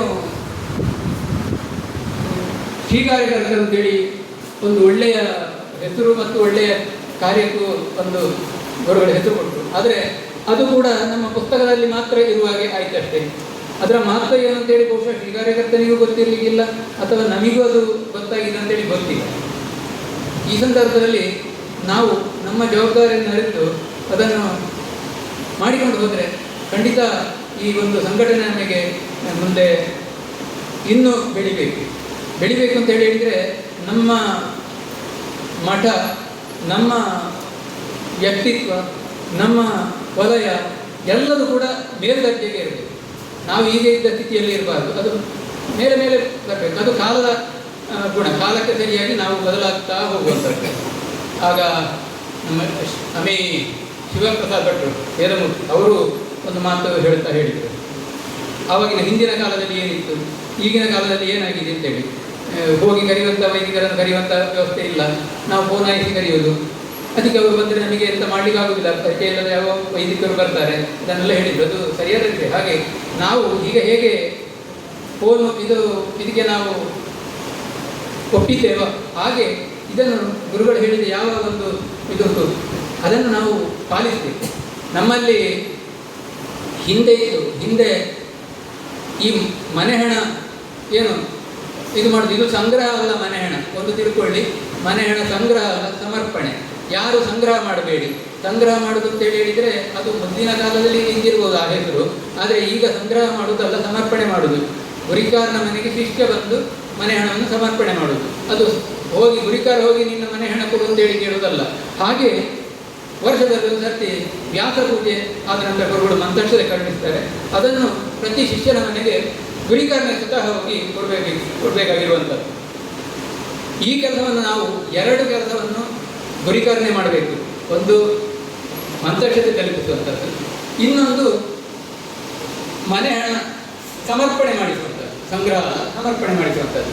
ಈ 2 ಕೆಲಸವನ್ನು ಮಾಡಿದರೆ ಉಳಿದ ಕೆಲಸಕ್ಕೆ ವಲಯದ ಪದಾಧಿಕಾರಿಗಳು, ಅವರ ಶ್ರೀಕಾರ್ಯಕರ್ತರಿದ್ದಾರೆ, ಒಂದು ವಲಯ ಘಟಕದ ಸಮಿತಿ ಇರ್ತದೆ, ಒಬ್ಬ ಅದರಲ್ಲಿ ಕಾರ್ಯದರ್ಶಿ ಇರ್ತಾನೆ ಘಟಕದಲ್ಲಿ, ಒಬ್ಬ ಮಾತೃ ಸಂಯೋಜಕ ಇರ್ತಾರೆ, ಇನ್ನು ಉಳಿದ ಎಲ್ಲ ಮನೆಯವರು ಸದಸ್ಯರು ಇರ್ತಾರೆ. ಇವರನ್ನು ಸೇರಿಸಿಕೊಂಡು ಉತ್ತಮ ರೀತಿಯಲ್ಲಿ ಮಾಡಬಹುದು, ಯಾರಿಗೂ ಕಷ್ಟ ಆಗದ ರೀತಿಯಲ್ಲಿ. ಇಲ್ಲಿಗೆ ಇದು ಹೊಸತಿರ್ಬೋದು. ಅಂದರೆ ನಮ್ಮ ಸೀಮೆಯಲ್ಲಿ ಸ್ವಲ್ಪ ಮೊದಲಿನಿಂದಲೇ ಇಂತಹ ಕ್ರಮಗಳು ಆಚರಣೆಗಳು ಇತ್ತು. ವಿಟ್ಲ ಸೀಮೆ ಅಥವಾ ಪಂಜ ಸೀಮೆ, ಕುಂಬ್ಳೆ ಸೀಮೆ ಅಂತೇಳಿ ನಮ್ಮ ಕೂಡಿಯೂರು ಸೀಮೆ, ಇಲ್ಲಿ 3-4-5 ಸೀಮೆಗಳಿತ್ತು. ಆ ಸೀಮೆಗಳಲ್ಲೆಲ್ಲ ಇತ್ತು. ಈಚೆಗೆ ಬಂದ ಹಾಗೆ ಅದು ಹೇಗಿತ್ತು ಅಂತೇಳಿ ನನಗೆ ಗೊತ್ತಿಲ್ಲ. ಆದರೂ ಕೂಡ ಇವತ್ತು ಎಲ್ಲವೂ ಕೂಡ ಸಮಾನತೆಯನ್ನು ಗುರುಗಳು ನೋಡಿದ್ದಾರೆ. ಆದ ಕಾರಣ ಸಮಾನತೆಯ ದೃಷ್ಟಿಯಿಂದ ನಾವು ಕೆಲಸ ಮಾಡಬೇಕಾಗಿದೆ. ಎಲ್ರಿಗೂ ಯಾರೂ ಹೆಚ್ಚು ಇಲ್ಲ. ಮೊದಲು ಒಬ್ಬರು ಜೋಡು ಸಾಟಿಯವರು, ಒಬ್ಬರು ಗೊತ್ತಿಲ್ಲ, ನನಗೆ ಇಲ್ಲ, ನಮ್ಮ ಊರಲ್ಲಿ ಇಲ್ಲಿ ಇದ್ದಾರೆ ಇಲ್ವ ಅಂತೇಳಿ ಗೊತ್ತಿಲ್ಲ. ಜೋಡು ಸಾಟಿಯ ಗುರಿಕಾರರು, ಆಮೇಲೆ ದೊಡ್ಡ ಗುರಿಕಾರ, ಸಣ್ಣ ಇನ್ನೊಂದು ಗುರಿಕಾರರ ಮಧ್ಯದಲ್ಲಿ ಕೂಡ ಹಾಗೆ ಒಬ್ಬ ಗುರಿಕಾರ, ಇನ್ನೊಬ್ಬ 2ನೇ ಗುರಿಕಾರ ಅದೇ ಘಟಕದಲ್ಲಿ, ಮತ್ತೊಬ್ಬ 3ನೇ ಗುರಿಕಾರ, ಸ್ವಲ್ಪ ದೊಡ್ಡ ಅಂದರೆ 150 ಮನೆ ಅಂತ ಹೇಳಿ 1, 2, 3. ಆದರೆ ಒಂದು ವಿಷಯ ಏನಂತ ಹೇಳಿದ್ರೆ, ಅಲ್ಲಿ ಒಬ್ಬ 2ನೇ ಗುರಿಕಾರ ಹೋಗ್ತಾನೆ ಒಂದು ಕಾರ್ಯಕ್ರಮಕ್ಕೆ ಒಂದು ಮನೆಗೆ. ಆವಾಗ ಸ್ವಲ್ಪ ಹೊತ್ತಾಗುವಾಗ 1ನೇ ಗುರಿಕಾರ ಬರ್ತಾನೆ. ಆಗ 2ನೇ ಗುರಿಕಾರ ಎಂದು ಜಾಗ ಬಿಡಬೇಕು 1ನೇ ಗುರಿಕಾರನಿಗೆ, ಪ್ರಧಾನ ಗುರಿಕಾರ. ಈಗ ಹಾಗಿದ್ದದಿಲ್ಲ. ಈಗ ಎಲ್ಲರೂ ಸಮಾನ ಗುರಿಕಾರ, ಎಲ್ಲರೂ ಅವರವರ ವ್ಯಾಪ್ತಿಯಲ್ಲಿ ಅವರವರೇ ಗುರಿಕಾರ, ಅದರಲ್ಲಿ 2 ಮಾತಿಲ್ಲ. ಈ ಒಂದು ಸಭೆಗೆ ನಾವು ಹಿಂದೆ ಕರೆದಿದ್ದೆವು. ಆವಾಗ ಬಹುಶಃ ನಿಮ್ಮ ಕಡೆಯಿಂದ ಯಾರು ಕೂಡ ಬರಲಿಲ್ಲ. ಅದಕ್ಕೆ ನಮ್ಮ ಕಡೆಯವರೇ ಬರಲಿಲ್ಲ, ನಮ್ಮ ಊರಿನವರೇ ಬರಲಿಲ್ಲ. ಬಂದಿದ್ದರೆ ಬಹಳಷ್ಟು ಸ್ವಲ್ಪ ಮಂದಿ ಅಷ್ಟೇ. ಅದಕ್ಕೆ ಈಗ ಈ ಹೊಸ ಒಂದು ಪ್ರಯೋಗ, 4 ಕಡೆಯಲ್ಲಿ 2-2, 3-3 ವಲಯವನ್ನು ಸೇರಿಸಿ ಇಲ್ಲಿ ಮಾತ್ರ 2 ವಲಯ, ಉಳಿದ ಕಡೆಯಲ್ಲಿ 3 ಒಂದು ಕಡೆಯಲ್ಲಿ 4 ವಲಯ, 12 ವಲಯ ಉಂಟು ನಮ್ಮ ಮಂಡಲದಲ್ಲಿ. ಹಾಗೆ ಮಾಡಿ ನಾವು ಈ ಸಭೆಯನ್ನು ಮಾಡಿದ್ದೇವೆ. ಅತ್ಯಂತ ಸಂಪನ್ನಗೊಂಡಿದೆ ಇದು. ನೀವು ಬಂದ ಕಾರಣ, ಯಾರು ಗುರಿಕಾರರು ಪದಾಧಿಕಾರಿಗಳು ನೀವೆಲ್ಲ ಬಂದ ಕಾರಣ ಈ ಕಾರ್ಯಕ್ರಮ ಸುಸಂಪನ್ನಗೊಂಡಿದೆ. ಇಲ್ಲದಿದ್ದರೆ ನಾವು ಇಲ್ಲಿ 4 ಅಲ್ಲ 8 ಅಲ್ಲ 12 ಜನ ಬಂದು ಇಲ್ಲಿ ಮಾತಾಡಿದರೂ ಅದು ಏನು ಪ್ರಯೋಜನ ಆಗಲಿಕ್ಕಿಲ್ಲ. ಆದ್ದರಿಂದ ಮುಂದಿನ ದಿನಗಳಲ್ಲಿ ನಾವು ಈ ಒಂದು ನಿಟ್ಟಿನಲ್ಲಿ ಕಾರ್ಯವನ್ನು ಮಾಡುವ. ಬೇಕಾದ ಗುರಿಕಾರರಿಗೆ ಯಾವುದಾದರೂ ಸಮಸ್ಯೆ ಇದ್ದರೆ ನನಗೆ ಕೇಳಿ, ನನಗೆ ಗೊತ್ತುಂಟು ಅಂತೇಳಿ ಹೇಳೋದಲ್ಲ, ನಾನು ಸರ್ವಜ್ಞ ಅಲ್ಲ. ಆದರೆ ನಾನು ಅದನ್ನು ಗೊತ್ತಿದ್ದವರ ಹತ್ರ ಕೇಳಿ ನಿಮಗೆ ತಿಳಿಸಿದ್ದೇನೆ. ಏನೂ ಅಲ್ಲ ಇದ್ದರೆ ನಮ್ಮ ಸುಪ್ರೀಂ ಇದ್ದಾರೆ, ಗುರುಗಳಿದ್ದಾರೆ, ಅಲ್ಲಿ ಇದನ್ನು ಕೇಳಿ ಕೂಡ ನಿಮಗೆ ಅದರ ಉತ್ತರವನ್ನು ಕೊಡಿಸಬಲ್ಲ ಅಂತ ಹೇಳುವ ಒಂದು ಧೈರ್ಯ ಉಂಟು. ಬಹುಶಃ ನಾನು ಯಾರು ಮಾತಾಡಿದ್ದೇನೆ, ಆದರೆ ಯಾರು ಅಂತೇಳಿ ನಿಮಗೆ ಗೊತ್ತಾಗಿದೆ ಇಲ್ಲೋ, ನಾನು ಉದಯ್ ಕುಮಾರ್ ಖಂಡಿಗ ಅಂತೇಳಿ. ಯಾವಾಗಾದರೂ ಈ ಕೆಲವರಿಗೆ ಗೊತ್ತಿರ್ಬೋದು, ನಮ್ಮಲ್ಲಿ ಸಂಪರ್ಕದಲ್ಲಿ ಇದ್ದವರು ಮಂಗಳೂರಿಗೆ ಬರುವವರೆಲ್ಲ, ಬಾಕಿದ್ದವರಿಗೆ ಗೊತ್ತಿರಲಿಕ್ಕಿಲ್ಲ. ಇಲ್ಲಿ ಬೋರ್ಡಲ್ಲಿ ಒಂದು ಹೆಸರು ಬರೆದುಕೊಂಡದ್ದು ಖಂಡಿಕಾ ಅಂತೇಳಿ ಆಗಿದೆ, ಖಂಡಿಕ ಆಗಬೇಕು, ಖಂಡಿಕಾ ಅಂತೇಳಿ ಆಗಿದೆ. ಬಹುಶಃ ಅದೇ ಉದ್ದೇಶದಿಂದ ಮಂಡಲ ಗುರಿಕಾರ ಅಂತೇಳಿ ಹೇಳಿದ ಕಾರಣ ಅದು ನನ್ನ ಹೆಸರು ಇರ್ಬೋದು ಅಂತೇಳಿ ನಾನು ಗಮನಿಸಿದ್ದದನ್ನು. ಖಂಡಿಕ ಆದ ಕಾರಣ ಯಾವುದೇ ಸಂದರ್ಭದಲ್ಲಿ ನಿಮಗೆ ಈ ಗುರಿಕಾತಿಗೆ ಸಂಬಂಧಪಟ್ಟ ಹಾಗೆ ಏನು ಸಮಸ್ಯೆ ಆದರೂ ಕೂಡ ನನಗೆ ಕೇಳಬಹುದು. ಅದಕ್ಕೆ ಸೂಕ್ತವಾದ ಉತ್ತರವನ್ನು ನನ್ನಲ್ಲಿ ಉಂಟು ಅಂತೇಳಿ ಹೇಳುತ್ತಿಲ್ಲ. ನಾನು ಅದಕ್ಕೆ ಸಂಬಂಧಪಟ್ಟವರಲ್ಲಿ ಅದನ್ನು ಕೇಳಿ ನಿಮಗೆ ಒದಗಿಸ್ತೇನೆ. ಸಂಘಟನೆಗೆ ಸಂಬಂಧಪಟ್ಟ ಹಾಗೆ ನಿಮಗೆ ಏನಾದರೂ ಸಮಸ್ಯೆ ಇದ್ದರೆ ನಮ್ಮ ಅಧ್ಯಕ್ಷರಿದ್ದಾರೆ, ಇಲ್ಲಿ ಉಪಾಧ್ಯಕ್ಷರಿದ್ದಾರೆ, ಅವರಿಗೆ ಕರೆ ಮಾಡಿ ಕೇಳಿ, ಅವರು ನಿಮ್ಮ ಸಮಸ್ಯೆಯನ್ನು ಬಗೆಹರಿಸಬಹುದು. ಅದರ ಸಂಘಟನೆಯನ್ನು ಬಲಪಡಿಸೋಣ ಅಂತೇಳಿ ಹೇಳಿ 2 ಮಾತನ್ನು ಹೇಳ್ತೇನೆ. ಈ ಕಾರ್ಯಕ್ರಮಕ್ಕೆ ಬಂದ ಎಲ್ಲ ಗುರಿಕಾರರು ಮತ್ತು ಪದಾಧಿಕಾರಿಗಳು, ವಲಯ ಅಧ್ಯಕ್ಷರಿರ್ಬೋದು, ಅವರೆಲ್ಲರಿಗೂ ಹೃತ್ಪೂರ್ವಕವಾದ ಧನ್ಯವಾದವನ್ನು ಸಮರ್ಪಿಸ್ತೇನೆ. ಹಾಗೆ ಸಂಪನ್ಮೂಲ ವ್ಯಕ್ತಿಗಳಾಗಿ ಬಂದಂತಹ ನಮ್ಮ ಗುಂಡೆಮನೆ ವಿಶ್ವೇಶ್ವರ ಭಟ್ರಿದ್ದಾರೆ, ಶಿವಪ್ರಸಾದ್ ಭಟ್ರಿದ್ದಾರೆ, ಹಾಗೆ ನಮ್ಮ ಮಂಡಲದ ಅಧ್ಯಕ್ಷರಿದ್ದಾರೆ, ಮಹಾಮಂಡಲದ ಅಧ್ಯಕ್ಷರಿದ್ದಾರೆ, ಮಂಡಲದ ಉಪಾಧ್ಯಕ್ಷರಿದ್ದಾರೆ, ಕಾರ್ಯದರ್ಶಿ, ಎಲ್ಲ ಮಂಡಲದ ಸದಸ್ಯರಿಗೂ ಕೂಡ ಒಮ್ಮೆಲೆ ಧನ್ಯವಾದವನ್ನು ಸಮರ್ಪಣೆ ಮಾಡುತ್ತೇನೆ. ಮತ್ತು ಈ ಒಂದು ಸಭೆಗೆ ಅವಕಾಶ ಮಾಡಿಕೊಟ್ಟಂತಹ, ವ್ಯವಸ್ಥೆ ಮಾಡಿಕೊಟ್ಟಂತಹ ಇಲ್ಲಿಯ ಈ ವಲಯದ ಸದಸ್ಯರಿಗೂ, ಅಧ್ಯಕ್ಷರಿಗೂ, ಸಮಿತಿ ದೇವಳದ ಸಮಿತಿಗೆ ಕೂಡ ಧನ್ಯವಾದವನ್ನು ಸಮರ್ಪಿಸ್ತೇನೆ.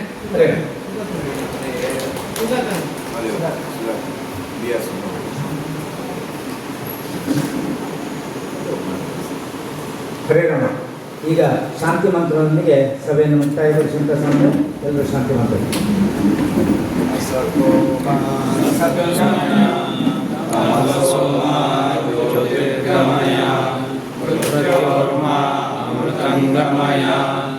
ಓಂ ಶಾಂತಿ ಶಾಂತಿ.